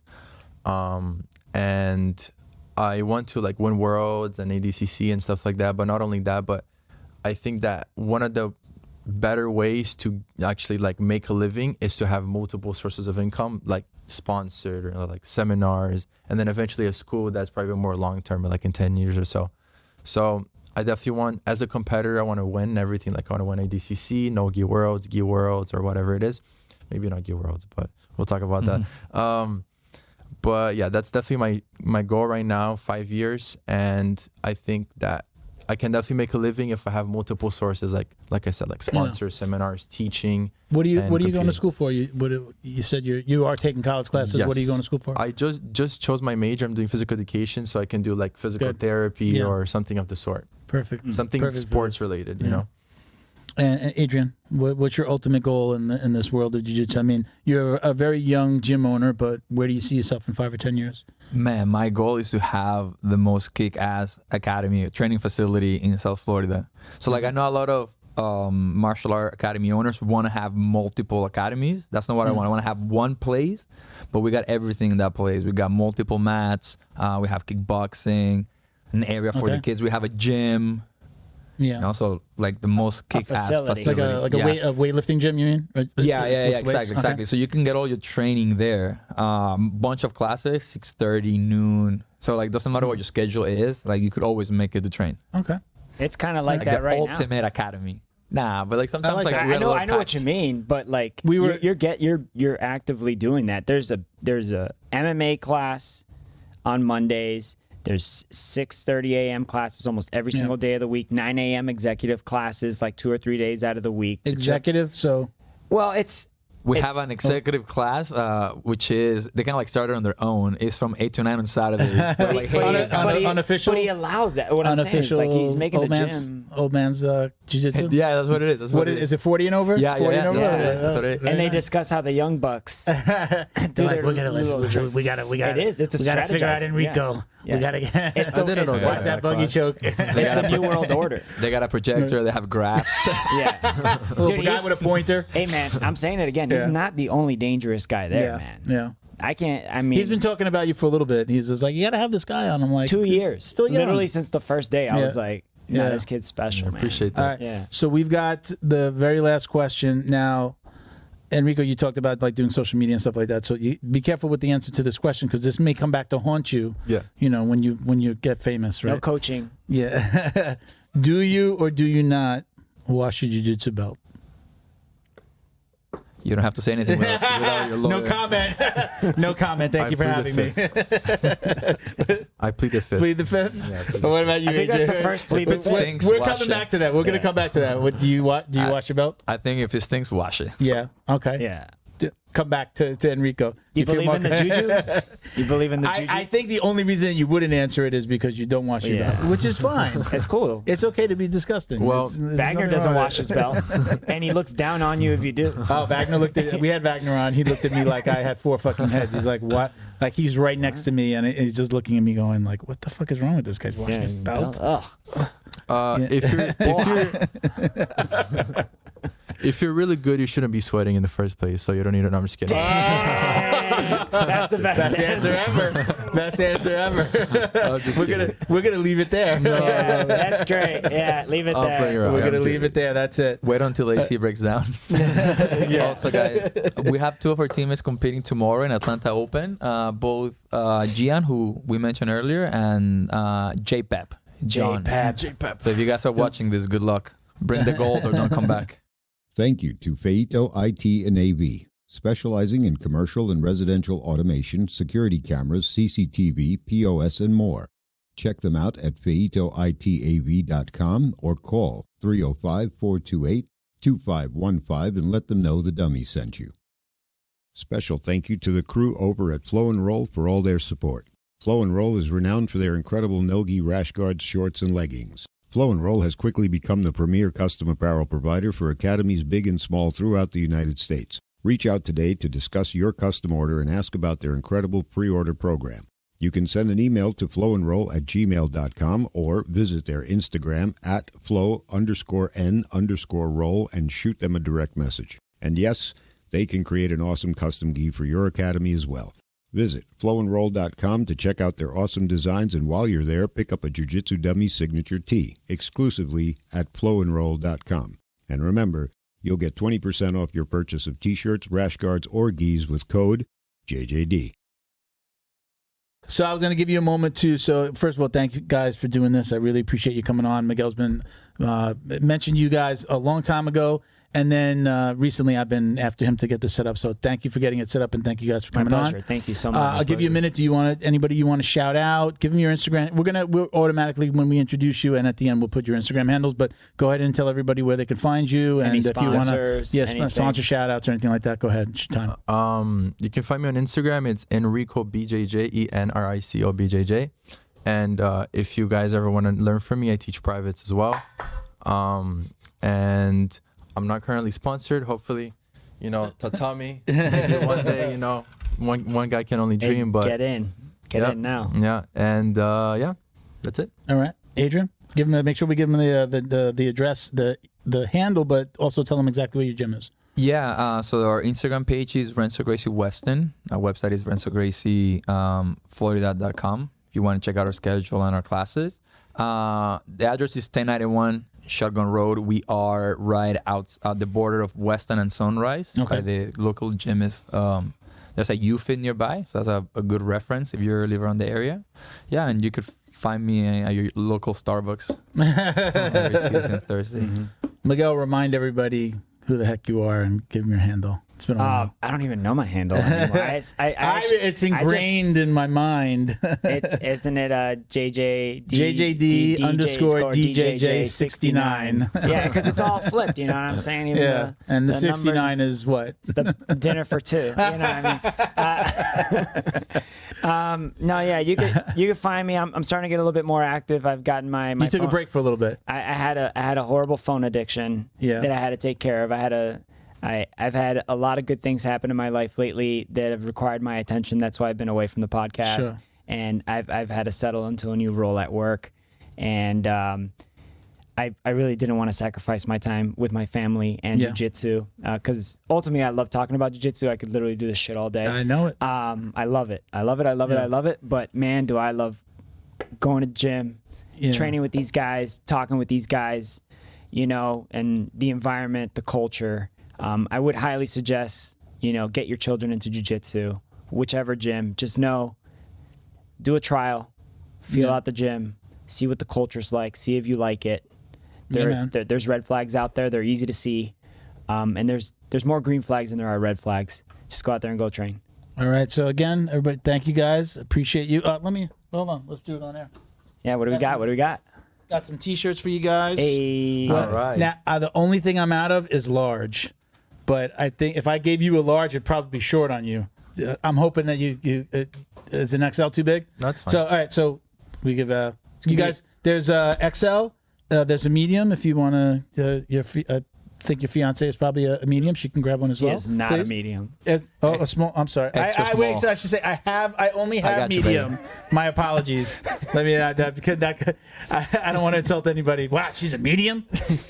So listen. Thank you everybody. Thank you guys for doing this. Thank you guys everybody for watching and listening. Check us out at Jiu-Jitsu Dummies for all the ways to watch, listen, and support. You can check me out at Uncle Milty BJJ on Instagram. Yep. And thanks for watching and listening, everybody. Peace, love, jiu-jitsu. Thank you, bye. Bye, guys.